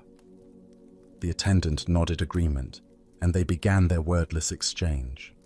The wayfarer raised one finger toward the ceiling, holding it steady with an expression of calm confidence. Without hesitation, the attendant responded by raising two fingers. The traveling monk, seeming pleased by this response, then raised 3 fingers. At this, the attendant surprised him by making a tight fist and holding it firmly in the space between them. The traveling monk's confident expression faltered. For a moment, he stared at the clenched fist, his face showing confusion and something approaching alarm. Then, without attempting any further gestures, he bowed quickly and left the hall. Soon afterward, he found the abbot and spoke with obvious respect and disappointment. "Venerable sir, your representative is far too advanced for me. I must continue my journey rather than presume to stay in your monastery tonight." The abbot raised his eyebrows with interest. "Please, tell me what transpired in your exchange." "Well," the traveler explained earnestly, "I began by holding up one finger to symbolize the Buddha, the awakened one who showed us the path to enlightenment. But your monk immediately responded with two fingers, indicating the Buddha and the Dharma, both the teacher and the teachings he offered. So I raised three fingers to represent the complete triple gem, the Buddha, the Dharma, and the Sangha, the community of practitioners. But then he held up a clenched fist to show that all three are actually one unified reality. His understanding is clearly beyond mine, so I must seek instruction elsewhere before I could be worthy of staying here." The abbot listened to this interpretation with growing surprise, for he knew his attendant's character well. As the traveling monk departed into the gathering dusk, the attendant himself appeared, visibly agitated and breathing hard from running. "Where is that insolent rascal?" he demanded, his single eye blazing with indignation. "I've been looking everywhere for him. The nerve of that man! I've never encountered such rudeness disguised as spiritual inquiry." "What exactly happened?" the abbot asked, genuinely curious now about what had transpired between these two very different interpretations of the same event. "First," the attendant explained, his voice rising with remembered offense, "he insulted me by holding up one finger to indicate that I had only one eye. Can you imagine? Here I thought we were engaging in spiritual discourse, but he immediately drew attention to my physical limitation. Determined to remain polite despite such crudeness, I held up two fingers to acknowledge that he was blessed with two eyes. I was trying to show that I bore him no ill will for his thoughtless comment." The attendant paused to catch his breath, his agitation increasing as he continued. "But the scoundrel wasn't satisfied with that insult. Next, he held up three fingers to rub it in further, indicating that between the two of us, there were only three eyes total. He was deliberately emphasizing our difference, making sure I couldn't forget my disability. That's when I'd had enough. I made a fist because I was about to hit him for his persistent rudeness. But the coward saw what was coming and ran off before I could teach him proper manners." The abbot stood in stunned silence, contemplating this remarkable demonstration of how two people could participate in identical events while inhabiting completely different realities. The Buddha taught, "We see the world not as it is, but as we are." This profound truth reveals itself in the complete misunderstanding between our two monks, each of whom experienced the exact same gestures while living in entirely different interpretations of reality. Why do we so often project our own concerns, insecurities, and assumptions onto neutral situations? Zen Buddhism points to what it calls the 8 worldly winds: praise and blame, pleasure and pain, gain and loss, fame and disgrace. These psychological forces create internal weather systems that color our perception of everything around us. The attendant's sensitivity about his missing eye created a filter through which every gesture became a personal attack. His past experiences of being judged or pitied for his appearance had created such a strong interpretive framework that he couldn't perceive any other possible meaning in the traveler's hand signals. Similarly, the traveling monk's spiritual preoccupations caused him to see profound Dharma teachings in what were actually expressions of wounded feelings and growing anger. His framework of seeking enlightened instruction made him interpret increasingly aggressive gestures as increasingly sophisticated wisdom. Look deeply at your own patterns of interpretation. How often do your current worries, past hurts, or persistent hopes cause you to misread situations completely?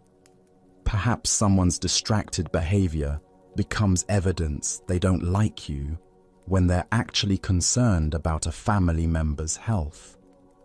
Maybe a colleague's helpful suggestion feels like criticism because you're insecure about your performance. This ancient wisdom illuminates how our internal state creates our external experience. Both monks were sincere in their perceptions, yet both were fundamentally mistaken about what was actually happening. Neither was lying or deliberately misinterpreting. They were simply seeing through the lens of their own psychological conditioning. The story points us toward a crucial question.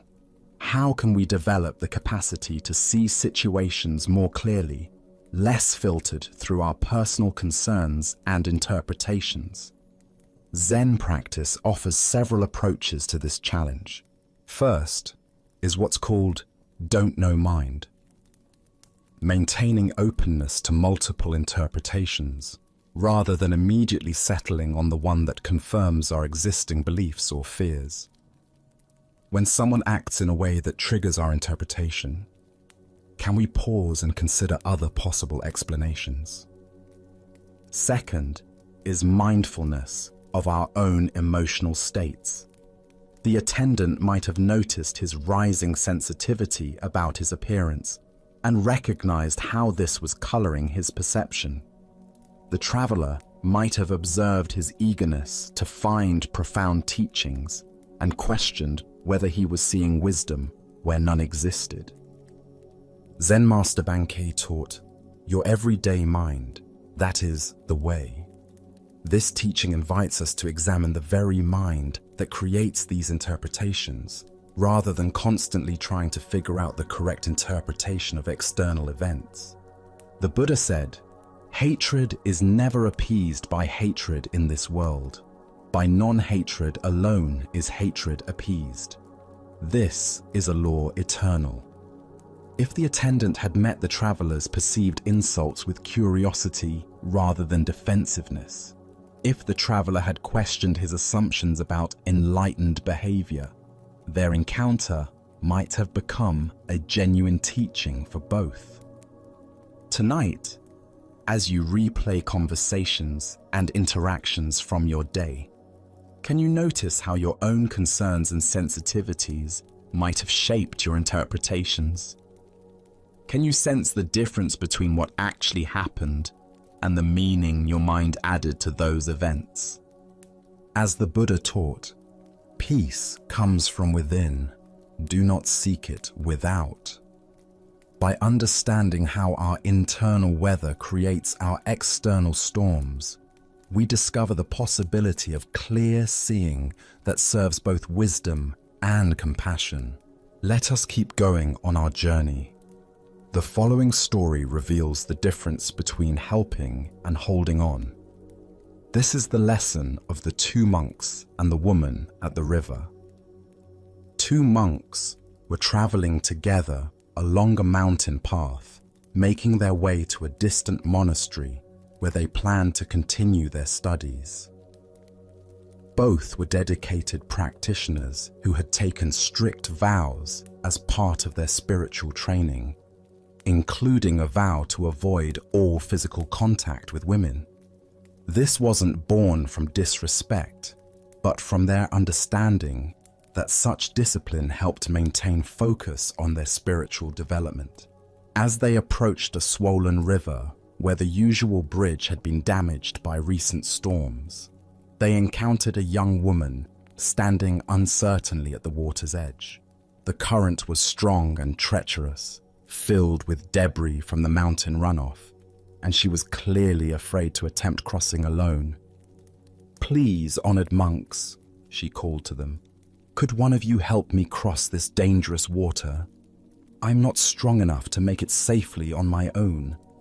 One of the monks immediately tensed, his mind racing through their monastic rules and the potential complications of this situation.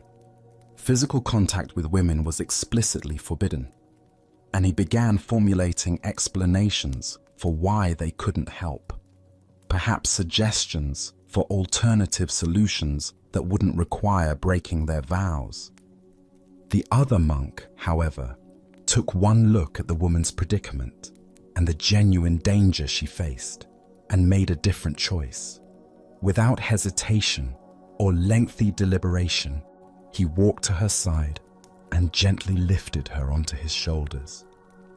He carried her carefully across the treacherous current, ensuring her safety with each step, and set her down gently on the far bank.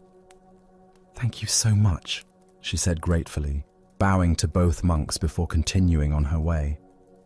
The two monks resumed their journey, but the atmosphere between them had changed dramatically.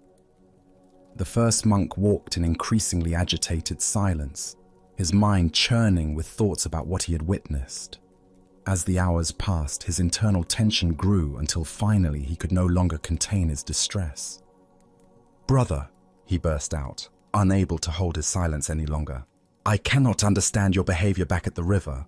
Our spiritual training explicitly teaches us to avoid any physical contact with women. Yet you picked that woman up onto your shoulders and carried her across the water. How could you so blatantly violate our sacred vows?" His companion looked at him with gentle surprise and responded with perfect simplicity.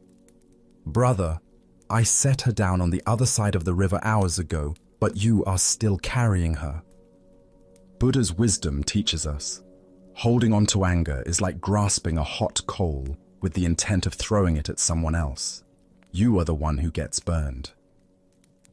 This tale unveils the profound difference between compassionate action and mental attachment, between responding to present needs and carrying past events.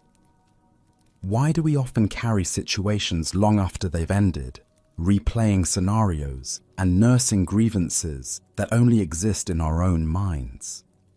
Zen Buddhism reveals that much of our suffering comes not from what happens to us, but from our inability to release experiences once they've passed. The first monk's agitation demonstrates how rigid adherence to rules can sometimes conflict with the compassionate spirit that inspired those rules originally. His fellow monk saw a person in danger and responded with immediate kindness, then completely released the incident. But the first monk carried the event for hours, letting it grow heavier with each step. Consider your own tendency to replay past conversations, nurse old grievances, or mentally rehearse scenarios that have already ended. How much of your mental energy goes toward carrying situations that exist now only in memory? The woman crossed the river in minutes, but the monk carried her for hours through his own thoughts. This teaching applies to far more than dramatic violations of rules. We carry harsh words someone spoke years ago, mistakes we made decades past, embarrassing moments that no one else even remembers. Meanwhile, the present moment, rich with possibility and actual experience, goes unnoticed because we're too busy carrying ghosts from the past. In Zen practice, we learn to distinguish between appropriate action and unnecessary attachment.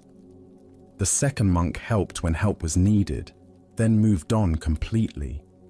He didn't dwell on whether he'd made the right choice, worry about others' opinions, or replay the incident endlessly in his mind. Zen master Thich Nhat Hanh taught, thanks to impermanence, everything is possible. The river crossing was impermanent. It began, served its purpose, and ended. Only the first monk's attachment to the event gave it ongoing existence in the form of mental suffering. The Buddha said, "Let go of what has passed. Let go of what may come. Let go of what is happening now. Don't try to figure anything out. Don't try to make anything happen. Relax, right now, and rest. This teaching points directly to the freedom available when we stop carrying experiences beyond their natural lifespan. Look deeply at what you might be carrying unnecessarily. Old resentments, past failures, conversations that upset you, decisions you regret.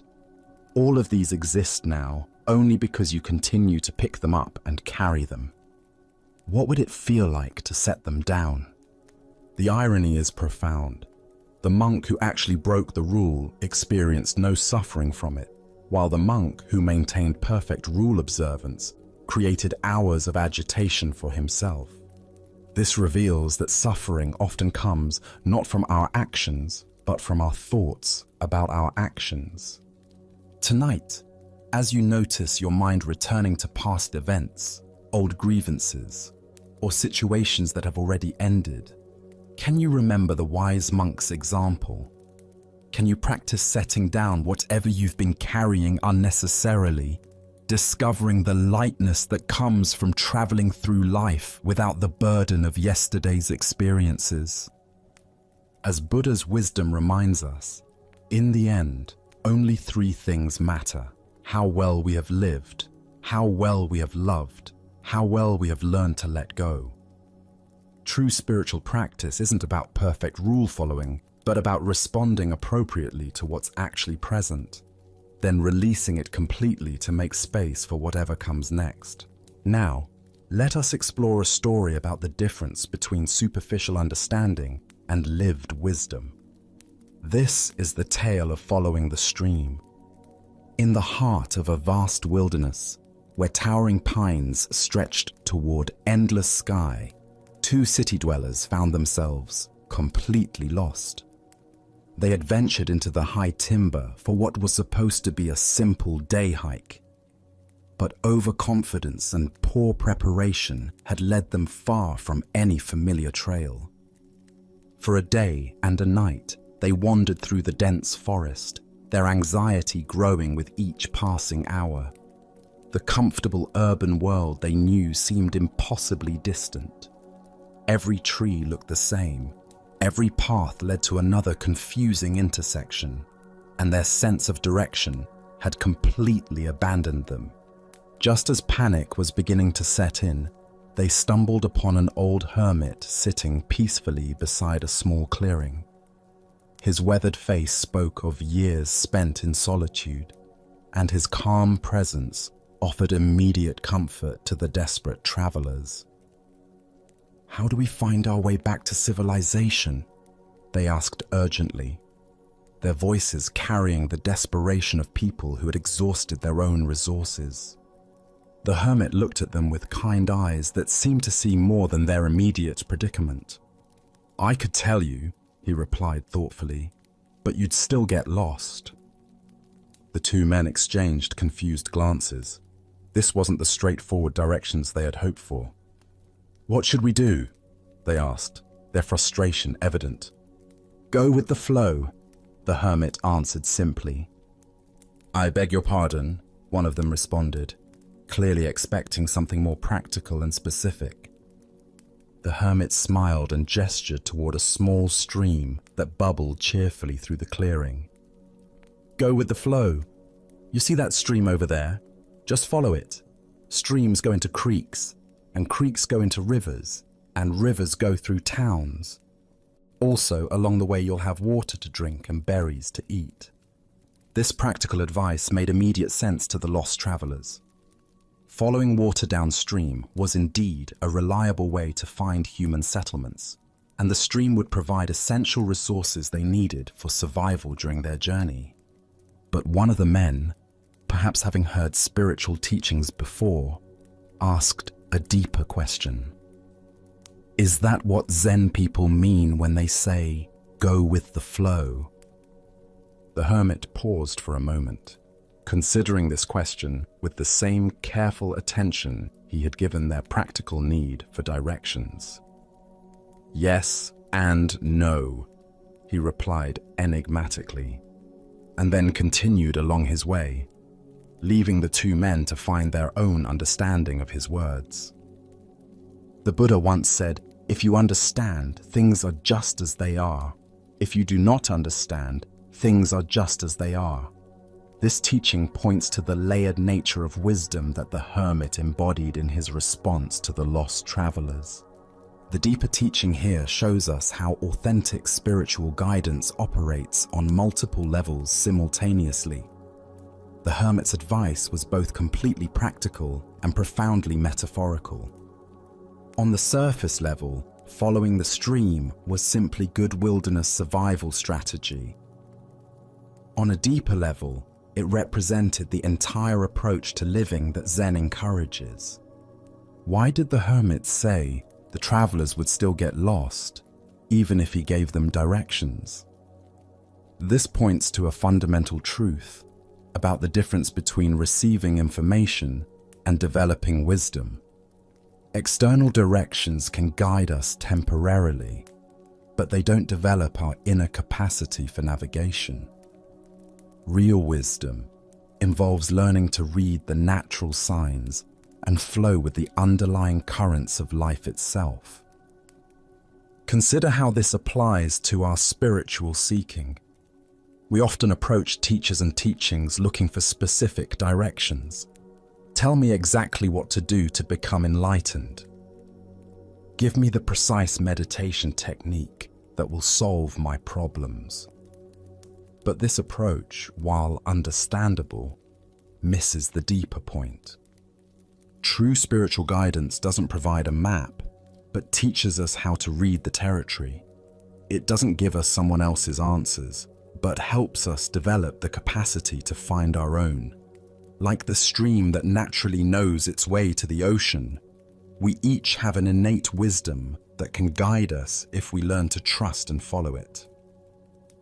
The phrase "go with the flow" has become so common in popular culture that it's almost lost its meaning, often interpreted as passive resignation or lack of direction. But the hermit's yes and no response points to a more nuanced understanding. True flowing isn't about drifting aimlessly, but about aligning our efforts with the natural currents of wisdom and compassion. The stream represents the Tao, the natural way that underlies all existence. When we align ourselves with this deeper flow, our actions become effortless and effective. We stop pushing against reality and learn to work with the grain of existence rather than against it. But this requires developing a different kind of intelligence than our usual problem-solving mind. The travelers wanted explicit directions because that's how the rational mind works, through clear, step-by-step instructions. But the deeper intelligence the hermit was pointing toward operates more like intuition, sensing the right direction moment by moment rather than following a predetermined plan. This is why contemplative traditions emphasize present moment awareness. The stream doesn't need to know where the ocean is. It simply flows in the direction that feels natural right now. Similarly, when we develop moment-to-moment mindfulness, we can sense the appropriate response to each situation without needing to figure out the entire journey in advance. Tonight, as you navigate the complexities of your own life, can you sense the streams of natural wisdom flowing beneath the surface of your daily concerns? What would it mean to trust that deeper current while still attending responsibly to practical necessities? Buddha's wisdom reminds us, thousands of candles can be lighted from a single candle, and the life of the candle will not be shortened. The hermit's guidance was like lighting a candle in the travelers' minds, providing not just directions, but a way of approaching life that could serve them in countless future situations. Let us continue our journey with a story about the transformative power of fearlessness and unconditional compassion. This is the tale of the thief and the Zen master. One quiet evening, as twilight painted the sky in shades of purple and gold, Zen master Shichiri Kojun sat in his simple home, reciting ancient sutras. His voice flowed rhythmically through the peaceful rooms, each word a meditation, each breath a prayer. The soft glow of candlelight danced across the walls as he immersed himself completely in the sacred texts, finding deep tranquility in the familiar verses. Suddenly, the serenity was shattered. The front door burst open with a violent crash, and a desperate man entered, brandishing a sharp sword that gleamed menacingly in the candlelight. His eyes were wild with desperation, his clothes dirty and torn, his breathing heavy from running. He had clearly chosen this isolated house because he believed it would be an easy target. A peaceful monk would offer no resistance. "Money or your life?" the thief demanded, his voice trembling with a mixture of fear and aggression.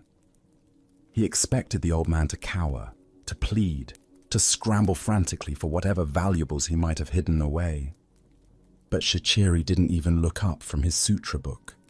His voice remained calm and steady as he continued reciting for a moment before pausing to address the intruder. "Please don't disturb my practice," he said, with the same gentle tone he might use to ask someone to close a door. "If you need money, help yourself. It's in that drawer over there." He gestured casually toward a simple wooden chest, then immediately returned to his recitation as if nothing unusual had occurred. The thief stood frozen, his sword still raised, completely bewildered. In all his years of stealing, he had never encountered such a reaction. No fear, no pleading, no anger, just matter-of-fact helpfulness, as if he were a neighbor who had stopped by to borrow something. Shaking his head in confusion, but proceeding with his business, the thief moved to the indicated drawer and began gathering the coins and small valuables he found there. The soft sound of the master's voice continued behind him, reciting sacred words as peacefully as if he were alone. Just as the thief was preparing to leave with his stolen goods, the master's voice called out again. "Wait," Shichiri said, finally looking up from his book. "Please don't take everything. I need some of that money to pay my taxes tomorrow. Leave a little for me, won't you?" The thief stared at him in amazement. Here was a man who was being robbed, calmly negotiating the terms of his own robbery, as if they were conducting normal business. Almost without thinking, the thief returned some of the money to the drawer. As he turned to leave, certain that this strange encounter was finally over, the master's voice stopped him once more. "You took my money," Shichiri called out, his tone carrying a note of reproach. "And you didn't even thank me. That's quite rude, don't you think?" This final comment left the thief completely speechless. His sword hand began to shake. Never in his most violent encounters had he been so thoroughly unnerved. Here was a man who treated robbery as if it were a favor, who was more concerned about politeness than personal safety. Thank you," the thief stammered, and then fled into the night as quickly as his legs would carry him. Later, when the thief was caught and confessed to numerous crimes, including the incident at Shichiri's house, the master was called as a witness. The court officials expected him to demand justice, to describe the terror and violation he had experienced. Instead, Shichiri spoke with the same calm clarity he had shown that evening. "This man did not steal anything from me," he testified. "I gave him the money freely. He even thanked me for it, though it took a little reminding." The thief, sitting in chains, felt something break open in his chest as he heard these words. This man had not only shown him extraordinary kindness in the moment of the crime, but was now protecting him from the consequences. For the first time in years, tears came to his eyes. Not tears of self-pity or anger, but tears of recognition. He had encountered something he had never experienced before: love without conditions. Upon his release from prison, the former thief sought out the master and begged to become his student. Under Shichiri's patient guidance, he learned to cultivate the same fearless compassion he had witnessed that night. Years later, through dedicated practice and the master's unwavering belief in his potential for transformation, he attained the deep peace and wisdom of enlightenment. As the Buddha observed, hatred does not cease by hatred, but only by love. This is the eternal rule. What emerges from this story is the revolutionary power of meeting violence with absolute peace, responding to taking with giving, and answering fear with love. Why do we instinctively believe that force must be met with force, that aggression requires defensive reaction? Zen Buddhism reveals that this pattern, while natural, often perpetuates the very conflicts it seeks to resolve. When we respond to hostility with hostility, we simply escalate the cycle of suffering. But when we respond with genuine compassion, not passive submission, but active love, we create space for transformation that wouldn't otherwise exist. Look deeply at your own experience. When someone approaches you with anger, criticism, or demand, what is your automatic response? Most of us immediately mobilize our defenses, preparing to protect ourselves through counterattack or withdrawal. But notice what happens in your body and mind during these defensive reactions. Does the tension decrease or increase? Does the conflict resolve or intensify? Shichiri's response demonstrates what Zen calls skillful means, acting from wisdom rather than reflex. His fearlessness didn't come from being unaware of danger, but from understanding something profound about the nature of reality. He recognized that the thief's aggression arose from desperation and suffering, not from inherent evil. By refusing to see him as an enemy, Shichiri created the possibility for the thief to see himself differently. In Zen practice, we cultivate what might be called the courage of defenselessness. This doesn't mean being naive about genuine danger or allowing ourselves to be harmed unnecessarily. Rather, it means developing the confidence to respond to difficult situations from our highest wisdom rather than our most primitive instincts. The Buddha taught, in the end, just three things matter: how well we have lived, how well we have loved, how well we have learned to let go. Shichiri embodied all three in his encounter with the thief.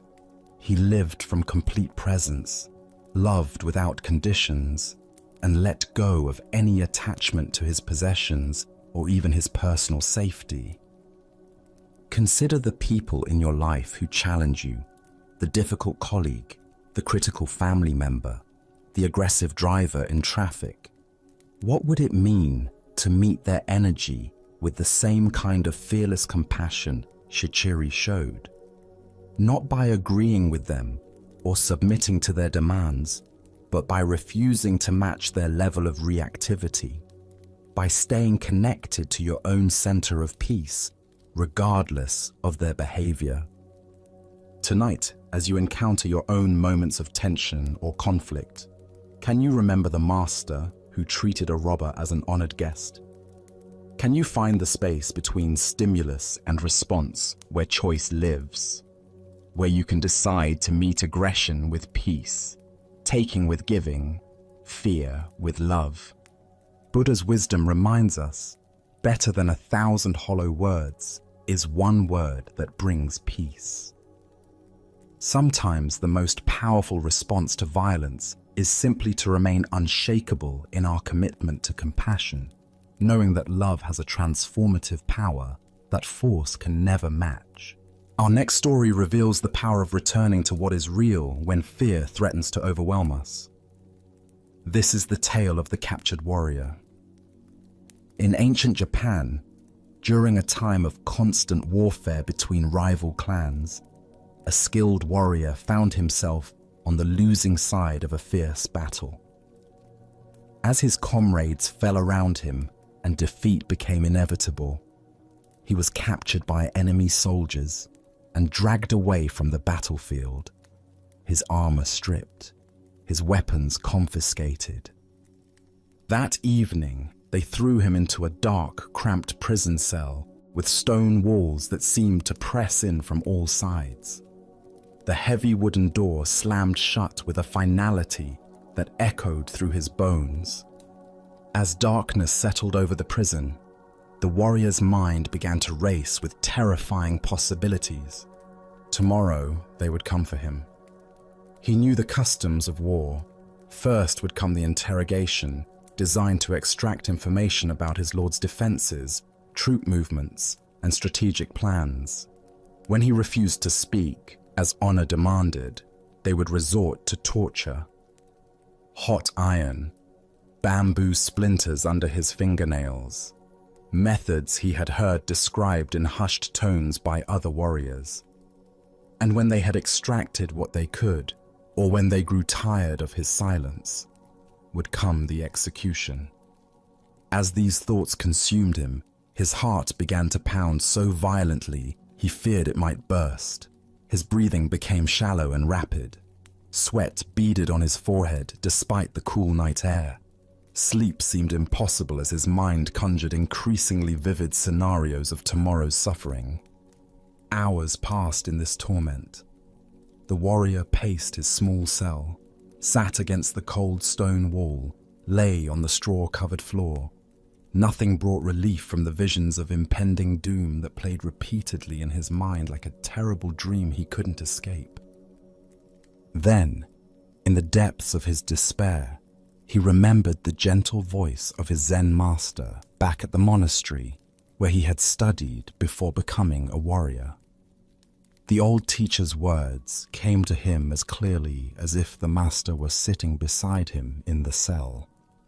Tomorrow is not real, it is an illusion. The only reality is now. At first, the warrior's frightened mind resisted these words. How could tomorrow be an illusion when the threats were so concrete, so inevitable? But as he sat quietly and allowed the teaching to penetrate deeper, something began to shift. He noticed his breathing.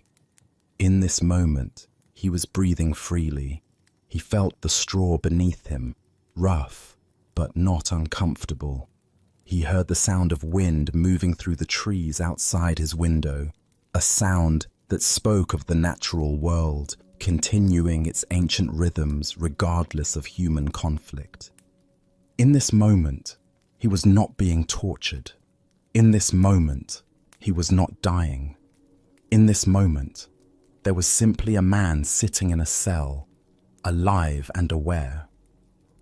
The terrors that had seemed so overwhelming moments before revealed themselves to be nothing more than thoughts about a future that existed only in his imagination. As this understanding deepened, a profound peace settled over the warrior. His breathing slowed and deepened. His racing heart found a steady rhythm. For the first time since his capture, he smiled. The master's wisdom had freed him from a prison far more confining than the stone walls around him, the prison of anxious thoughts about tomorrow. Within minutes, the warrior fell into a deep, peaceful sleep.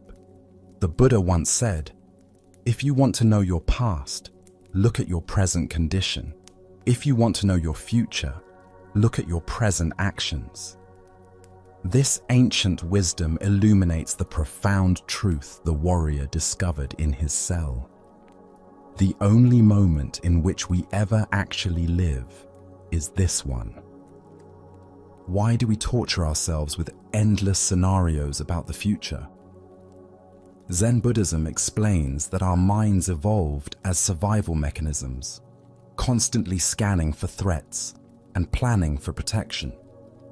While this capacity serves us in genuine emergencies, it becomes a source of suffering when we mistake mental projections for reality. Look deeply at your own experience.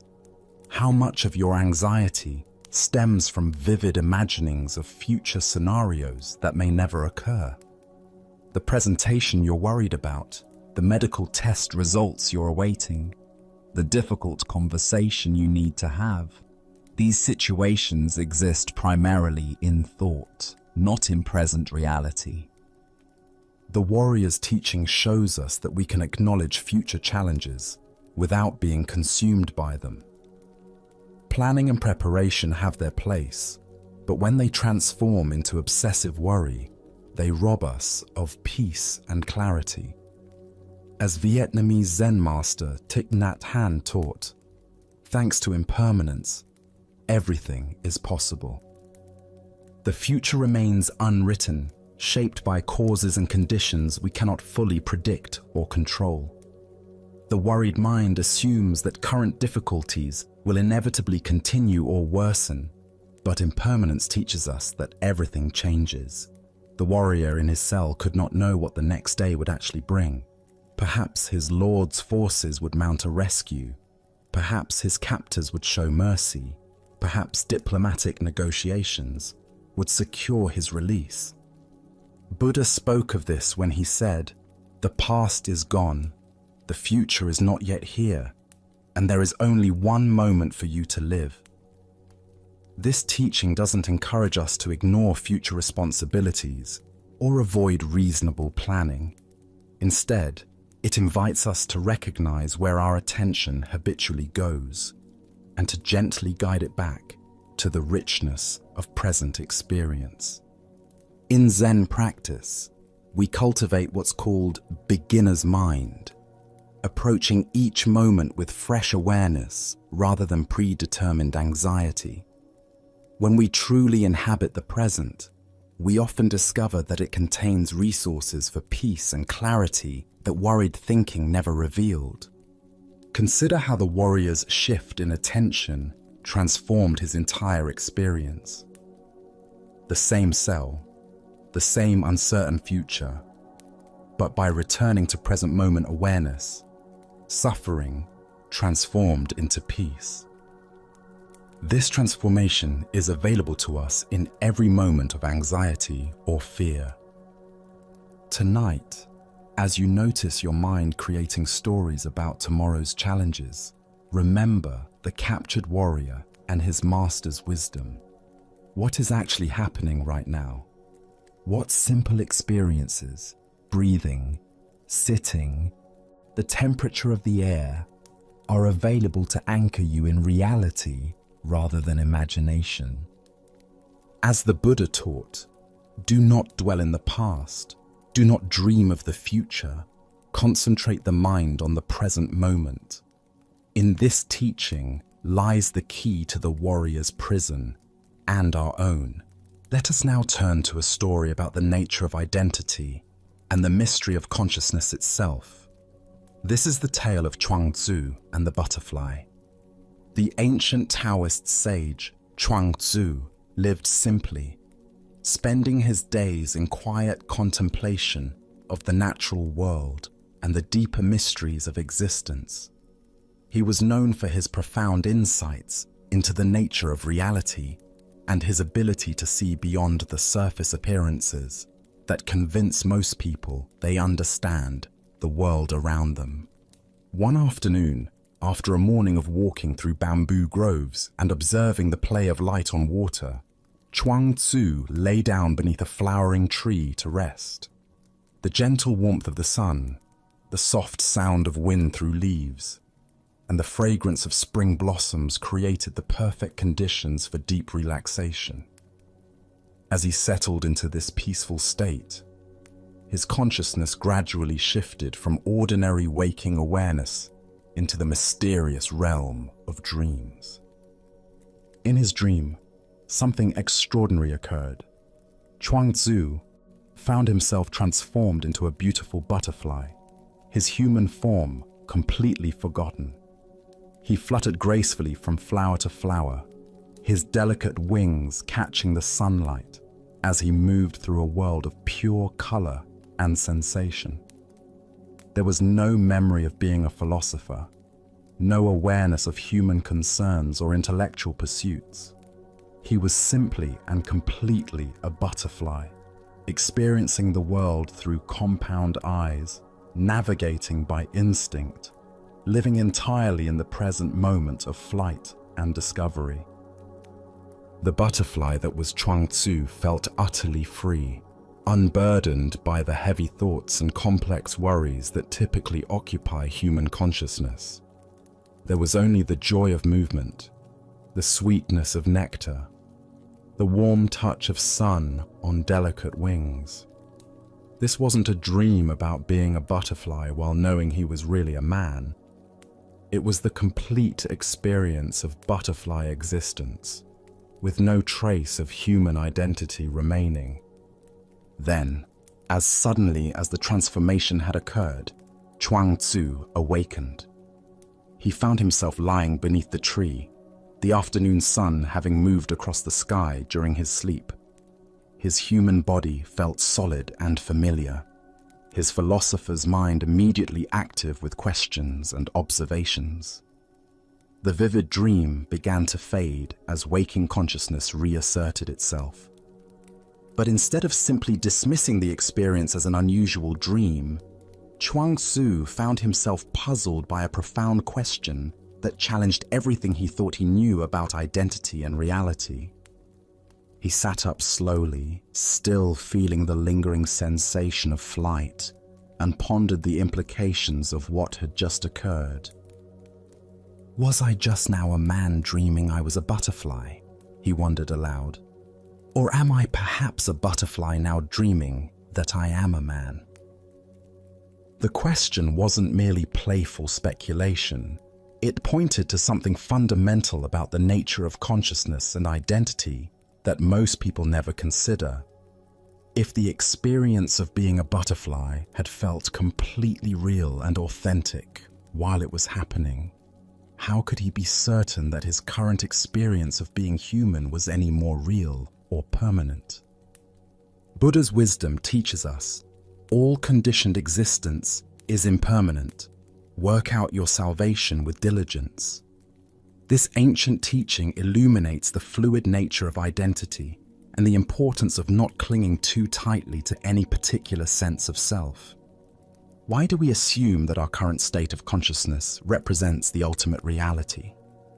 Zen Buddhism points to our tendency to take our present experience as fixed and absolute, when in fact, all states of consciousness, waking, dreaming, sleeping, are temporary and constantly changing phenomena arising in the vast space of awareness. Chuang Tzu's question challenges our basic assumptions about who and what we are.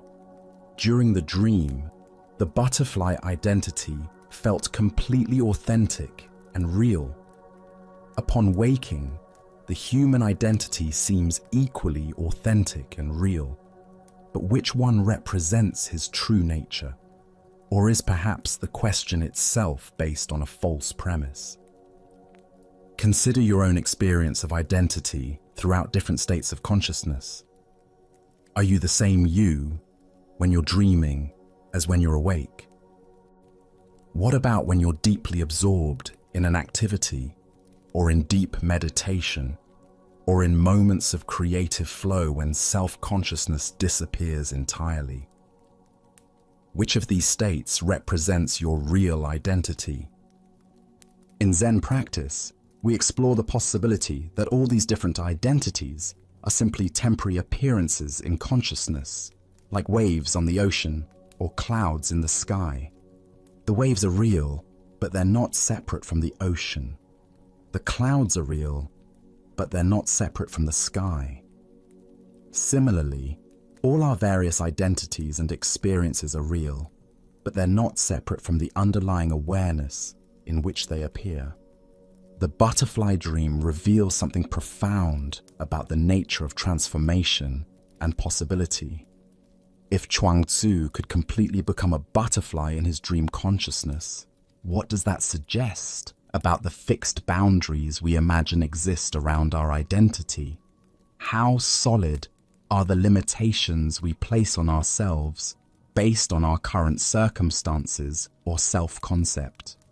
Zen Master Dogen taught, "To study the way is to study the self.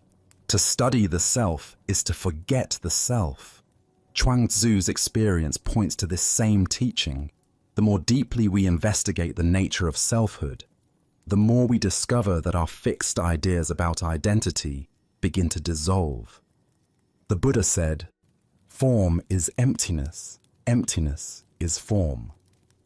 The man and the butterfly are both real and both empty of permanent, independent existence. They are temporary formations in the field of consciousness, each authentic while present, each naturally dissolving to make way for whatever comes next. Look deeply at your own sense of identity. How much of who you think you are is based on roles, memories, and concepts that are actually quite fluid and changeable? What would remain if you let go of your attachment to being any particular type of person? Tonight, as you move between waking consciousness and the dream state, can you remember Chuang Tzu's profound question?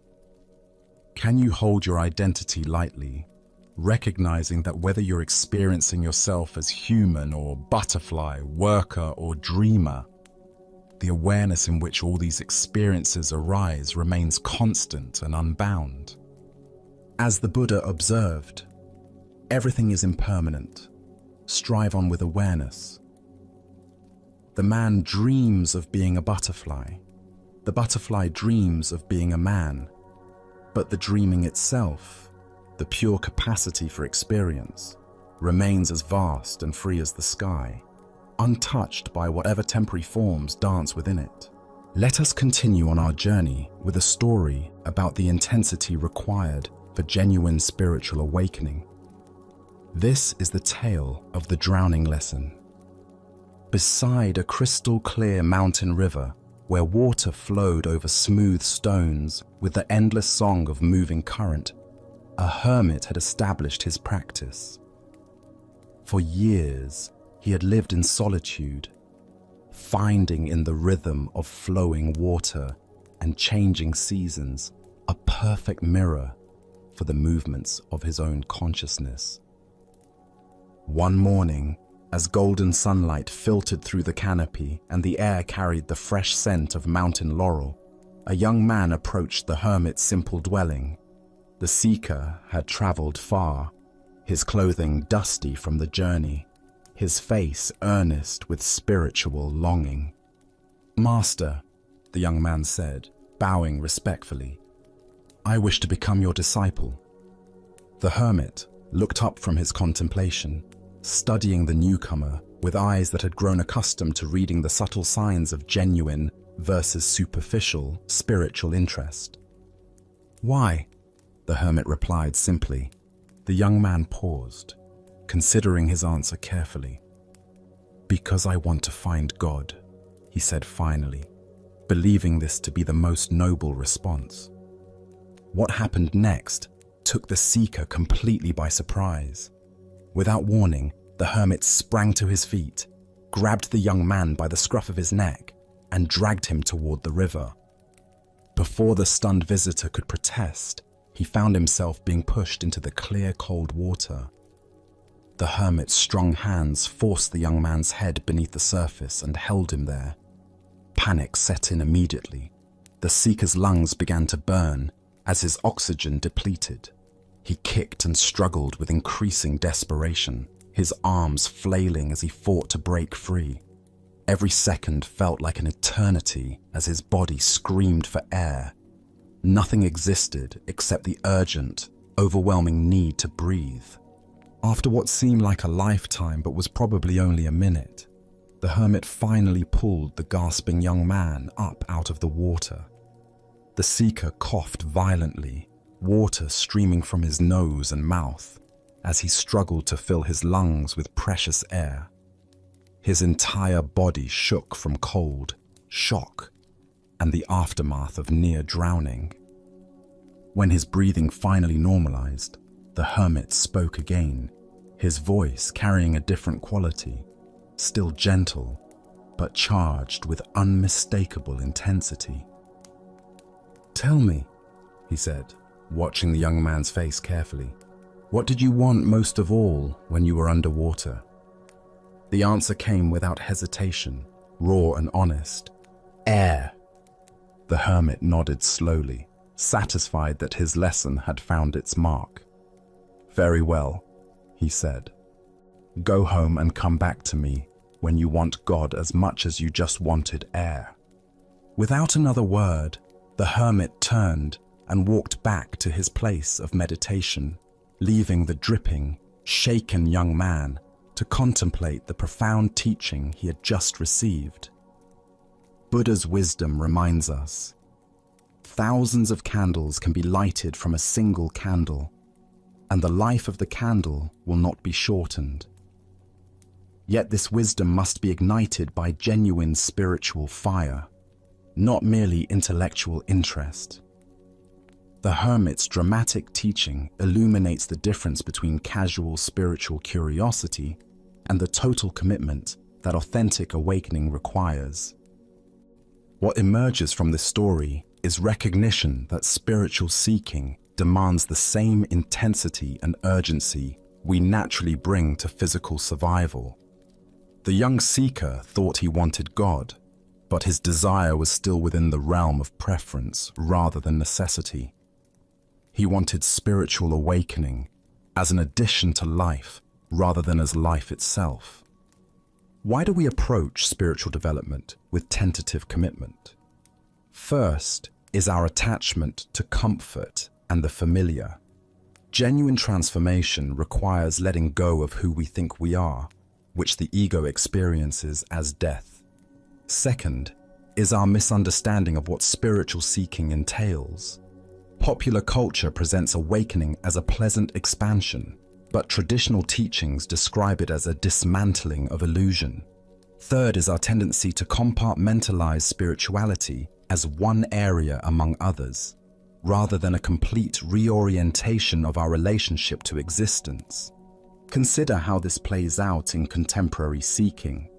We collect techniques like trophies, jumping from meditation retreats to healing workshops to consciousness conferences, accumulating experiences without allowing any single practice to fundamentally transform us. We want the insurance policy of spiritual development without paying the premium of total dedication. The drowning experience represents what mystics call the dark night of the soul, moments when our usual sources of identity and security are stripped away. In such moments, we discover what we truly value most deeply. This is the quality of desire that spiritual awakening requires. Zen teacher Charlotte Joko Beck wrote, "Practice is not about achieving some special state. Practice is about being willing to die to who you think you are." The hermit's lesson brought the young seeker face to face with this death-like quality of authentic spiritual work. This intensity doesn't mean spiritual practice should be grim.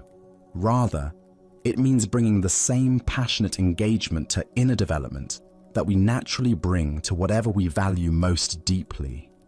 A musician practicing for Carnegie Hall, a scientist pursuing a breakthrough, all demonstrate the focused dedication that spiritual awakening requires. The river represents the flow of ordinary consciousness, where we spend most of our time skimming along the surface. Being pushed underwater symbolizes the necessity of going deeper into the unconscious patterns that actually govern our lives. This depth work requires the same survival level intensity the seeker experienced when deprived of air. Tonight, as you consider your own spiritual aspirations, can you honestly assess the quality of your desire? Is your seeking driven by curiosity and preference, or by necessity? What would it mean to want truth as much as you want your next breath? As the Buddha taught, the way is not in the sky, the way is in the heart. The path to awakening lies not in accumulating more spiritual experiences, but in bringing the totality of our being to whatever practice we choose. Now let us explore a story about the power of belief and the destiny we create through faith itself. This is the tale of the general and the coin that revealed truth. A Japanese general faced an impossible situation. His army was greatly outnumbered by enemy forces. The terrain favored his opponents, and by every conventional measure of military strategy, the coming battle should result in devastating defeat. Yet something deep within him remained convinced that victory was possible. Perhaps it was intuition, perhaps it was desperate hope, but he felt certain that his cause was just, and his troops, though fewer in number, possessed a fighting spirit that could overcome the odds. The problem was his soldiers. They could count as well as he could, and they had eyes to see the massive force arrayed against them. Fear rippled through their ranks like a contagion. Doubt clouded their faces. Whispered conversations filled with pessimism spread through the camp, and the general could sense that their morale was crumbling before the battle had even begun. He knew that an army convinced of its own defeat would indeed be defeated, regardless of any other factors.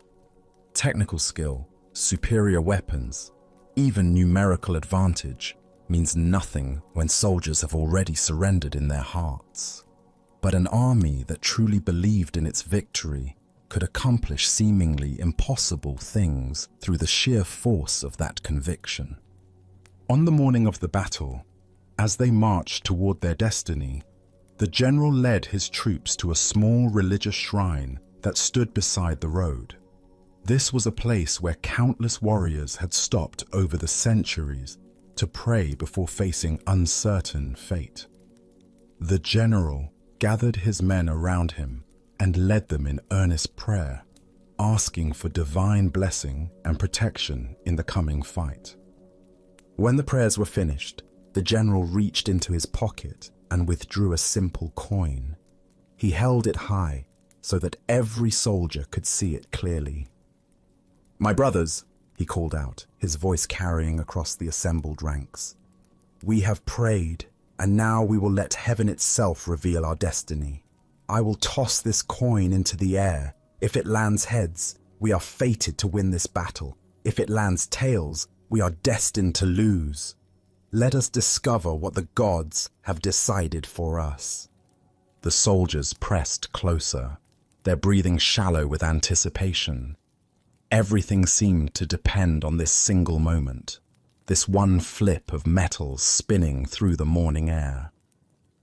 The general tossed the coin high, and every eye followed its arc as it rose, hung suspended for an instant against the sky, then fell back, down to earth. The coin landed and lay still in the dust. It was heads. A cheer erupted from the troops that could probably be heard for miles. Soldiers who had been grim and fearful moments before now laughed with joy and embraced each other with renewed confidence. The gods had spoken. Victory was assured. Their cause was blessed by heaven itself. Filled with this divine confidence, the soldiers attacked their enemies with such fierce determination and coordinated power that they achieved exactly what the coin had predicted. Against all odds, they won a decisive victory, routing forces much larger than their own and securing a triumph that would be remembered for generations. After the battle, As the general walked among his celebrating troops, his lieutenant approached him with wonder in his eyes. "General," the lieutenant said, "what an incredible thing. The coin revealed our true destiny, just as you said it would. Surely no human power can change what heaven has decreed." "You are absolutely right," the general replied with a knowing smile. He reached into his pocket and withdrew the coin, holding it so his lieutenant could examine it closely. "No one can change destiny." The lieutenant looked at the coin and gasped. Both sides showed heads. "The Buddha once said, 'All that we are is the result of what we have thought. The mind is everything. What we think, we become.' Here we discover the profound truth that destiny is not something that happens to us, but something we create through the power of our own beliefs and expectations. Why do we so readily assume that fate is beyond our influence, when our own minds play such a crucial role in shaping what unfolds? Zen Buddhism teaches that while we cannot control all external circumstances, we have tremendous power over the internal conditions that determine how we respond to whatever arises. The general understood something profound about human psychology and the nature of reality itself. He knew that his soldiers' belief in victory was more important than their numerical disadvantage. He recognized that confidence, determination, and fighting spirit could overcome superior numbers when those qualities were genuinely present. But here's the deeper teaching. The general didn't simply manipulate his troops through deception. He created the conditions that allowed their natural courage and strength to emerge. The soldiers possessed the ability to fight brilliantly all along. They simply needed to believe in themselves and their cause. Consider your own relationship with destiny and possibility. How often do you assume that outcomes are predetermined, that success or failure is beyond your influence? The general's two-headed coin represents the power we all possess to tip the scales in favor of positive outcomes through the quality of our engagement with life. This doesn't mean we can control everything through positive thinking, or that believing in something makes it automatically true. The soldiers still had to fight the battle. They still had to demonstrate actual skill and courage. But their belief in victory created the psychological conditions that allowed their best qualities to manifest. In Zen practice, we learn to work skillfully with both effort and surrender, both intention and acceptance. We recognize that while we cannot dictate specific outcomes, we can profoundly influence the energy and attention we bring to any situation. This quality of engagement often determines whether we experience success or failure, regardless of external circumstances. Zen Master Huang Po taught, "The foolish reject what they see, not what they think. The wise reject what they think, not what they see." The general was wise enough to see that his soldiers' thoughts about the battle were more influential than their thoughts about their numerical disadvantage. He worked with the reality of psychology rather than fighting against it. Look deeply at the various challenges and opportunities in your own life. Where might you be carrying a tails mentality, assuming defeat before you fully engaged, focusing on obstacles rather than possibilities, letting fear determine your level of effort? And where might you need to create your own two-headed coin, a practice or perspective that consistently orients you toward positive engagement regardless of circumstances?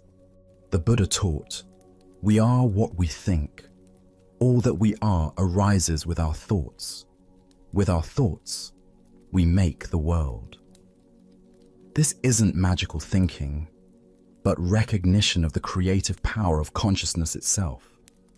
When we approach situations with genuine confidence, clarity, and commitment, we often discover capabilities we didn't know we possessed. Tonight, As you consider the battles you're facing and the outcomes you're hoping for, can you find your own version of the general's wisdom? Can you create internal conditions that support your highest possibilities rather than your deepest fears? Can you recognize that while you cannot control destiny, you have profound influence over the beliefs and attitudes that shape how destiny unfolds through you?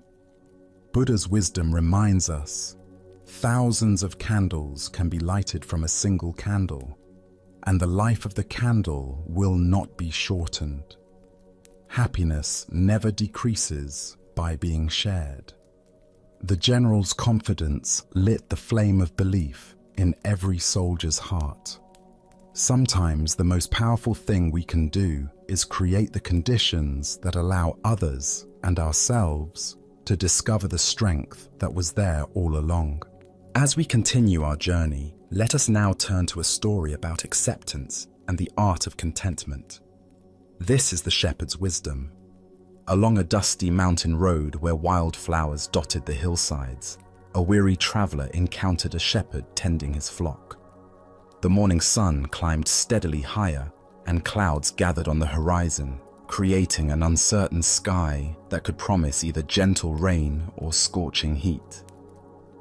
The shepherd sat peacefully on a smooth boulder, watching his sheep graze contentedly among wild grasses. His face bore the calm expression of one who had spent countless seasons under open sky, learning lessons that only nature can teach. There was something in his demeanor, a quality of unshakable serenity that drew the traveler's attention. "Good morning, friend," the traveler called out, wiping sweat from his brow. "What kind of weather are we going to have today?" The shepherd looked up with eyes that held mountain stream clarity and smiled with genuine warmth. "The kind of weather I like," he replied simply, as if this were the most obvious answer in the world. The traveler paused, confused. He had expected a practical forecast that would help him plan his day. Instead, he received what seemed like circular logic, offering no useful information. "How do you know it will be the kind of weather you like?" the traveler pressed, his voice carrying frustration mixed with curiosity. The shepherd's smile deepened, and he gestured toward the vast sky above them, where clouds and clear patches moved in their eternal dance. "Having found out, sir, that I cannot always get what I like," he said, with the patience of one who had learned life's most essential lesson, "I have learned to always like what I get. So I am quite sure we will have the kind of weather I like." The traveler stood in silence, the profound simplicity of this wisdom settling into his understanding, like seeds finding fertile ground. Here was a man who had discovered something that all the weather predictions in the world could not provide: complete freedom from the anxiety of uncertainty.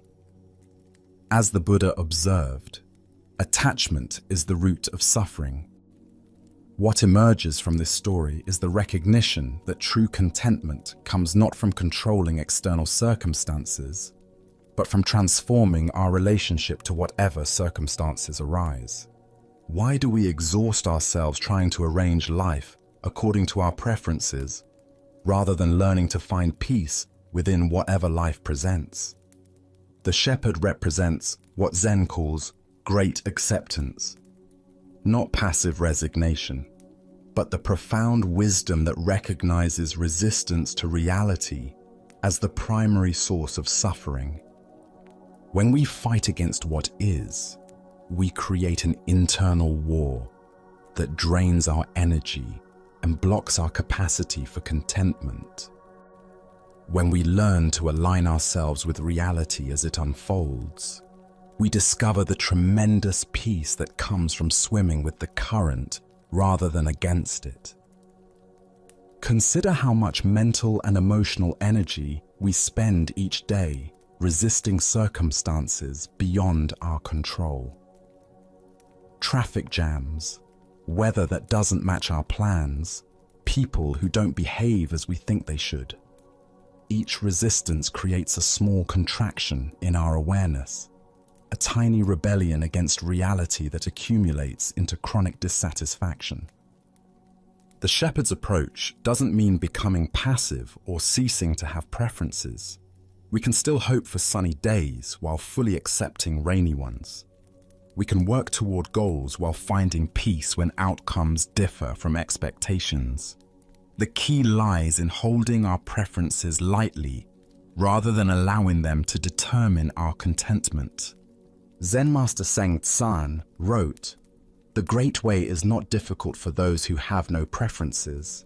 This doesn't suggest eliminating all desires, but rather not allowing those desires to become demands that reality must fulfill for us to be okay. Look deeply at your own patterns of resistance. How often do you find yourself arguing with reality, wishing circumstances were different, or believing you'll be content when things change? This tension is optional, not because you should suppress your desires, but because you can learn to hold them more skillfully. The Buddha taught that attachment doesn't mean caring deeply about things. It means making our inner peace conditional on external circumstances, arranging themselves according to our specifications. The shepherd cares about his flock and appreciates comfort, but his fundamental contentment doesn't depend on any particular outcome. Tonight, as you reflect on the day's experiences, both pleasant and challenging, can you find the shepherd's secret within your own awareness? What if contentment isn't waiting for better circumstances, but is available right now through a shift in perspective? As the Buddha taught, happiness does not depend on what you have or who you are. It solely relies on what you think. The shepherd discovered that when we stop demanding that life conform to our expectations, we find the freedom to enjoy life exactly as it presents itself. Let us now turn to a tale of a young monk who believed he had failed in his spiritual journey. This is the story of the Golden Wake. At a peaceful monastery overlooking a serene mountain lake, a young student sat dejected on the temple steps as the sun began its descent toward the water. His shoulders sagged with the weight of disappointment, and his eyes reflected the heaviness in his heart. For months, he had struggled with his studies, unable to grasp the profound teachings that seemed to come so naturally to his fellow monks. "The boat is coming to take me home because I have failed in my studies here at the monastery," he said to his teacher, who had quietly approached and sat beside him. "What can I say to my family? They sent me here with such hope, believing I would return as a learned monk who could guide others on the path." The old teacher gazed out at the lake, where a small wooden boat was making its way slowly across the still water. The setting sun painted everything in shades of gold and amber. "Say that you did your best, and that is as much as anyone can do," he answered gently, his voice carrying the wisdom of many years. "But I wanted to be a famous monk and teach others," the boy replied, his voice thick with disappointment. "I dreamed of leading meditation sessions, of having students seek my guidance, of making a real difference in the world." "You can," the teacher said simply. "How?" asked the sad boy, looking at his teacher with confusion. "I couldn't even memorize the basic sutras. I fell asleep during meditation. I failed at everything that matters." The teacher smiled and pointed toward the water. "Live from your heart. I will show you. Do you see that boat making its way across the lake with the sun setting behind it?" "Yes," the boy replied, following his teacher's gaze. "Do you see its wake spreading across the lake? See how the boat looks like the apex of a golden triangle as the wake fans out from its bow?" The boy squinted, trying to see what his teacher described. "Sort of." "Squint," said the teacher patiently. That boat is you as you leave the monastery. The lake is your life. The wake is the effect that you will have on the world. Each ripple triggers another ripple, which triggers another. By constantly striving to live as wise and loving a life as you can teach the path of love to everyone you meet simply by being yourself. A few of these people will pass on your good example to others. Thus, the expanding golden wake of good works begets other good works. Most important, notice how each ripple catches the sun and bounces its light back to heaven. The boy watched in wonder as the simple boat continued its journey, the wake indeed forming an ever-widening triangle of light upon the water. Each small wave caught the golden sunlight and reflected it back toward the sky in countless sparkling points. "Would you come home with me and explain all of this to my father?" asked the boy, hope beginning to kindle in his voice. Buddha's wisdom reminds us, a candle loses nothing by lighting another candle. The deeper teaching here shows us that influence spreads not through grand gestures or perfect knowledge, but through the simple authenticity of a heart committed to goodness. Why do we believe that only formal credentials or recognized achievements qualify us to make a meaningful impact? Zen Buddhism points to our attachment to external validation and our misunderstanding of how wisdom actually transmits from person to person. We imagine that teaching requires a podium, a title, or a certificate, when in reality, the most profound lessons are shared through the quality of our presence and the integrity of our actions. Consider how often throughout your day you encounter people who touch your life not through their expertise, but through their kindness, their patience, or their simple human warmth. The grocery store clerk who greets you with genuine care, the stranger who offers directions with a smile, the friend who listens without judgment. These people create ripples that extend far beyond their awareness. In Zen practice, we cultivate what might be called unconscious teaching. This is the natural transmission that occurs when we align our actions with our deepest values. Like the boat on the lake, we may not see our wake, but it spreads inevitably behind us, touching shores we never knew existed. The Buddha said, "Thousands of candles can be lighted from a single candle, and the life of the candle will not be shortened." Happiness never decreases by being shared. Each moment of authentic living becomes a teaching. Each act of compassion creates ripples. Each choice to respond with wisdom rather than reactivity sends light back toward heaven.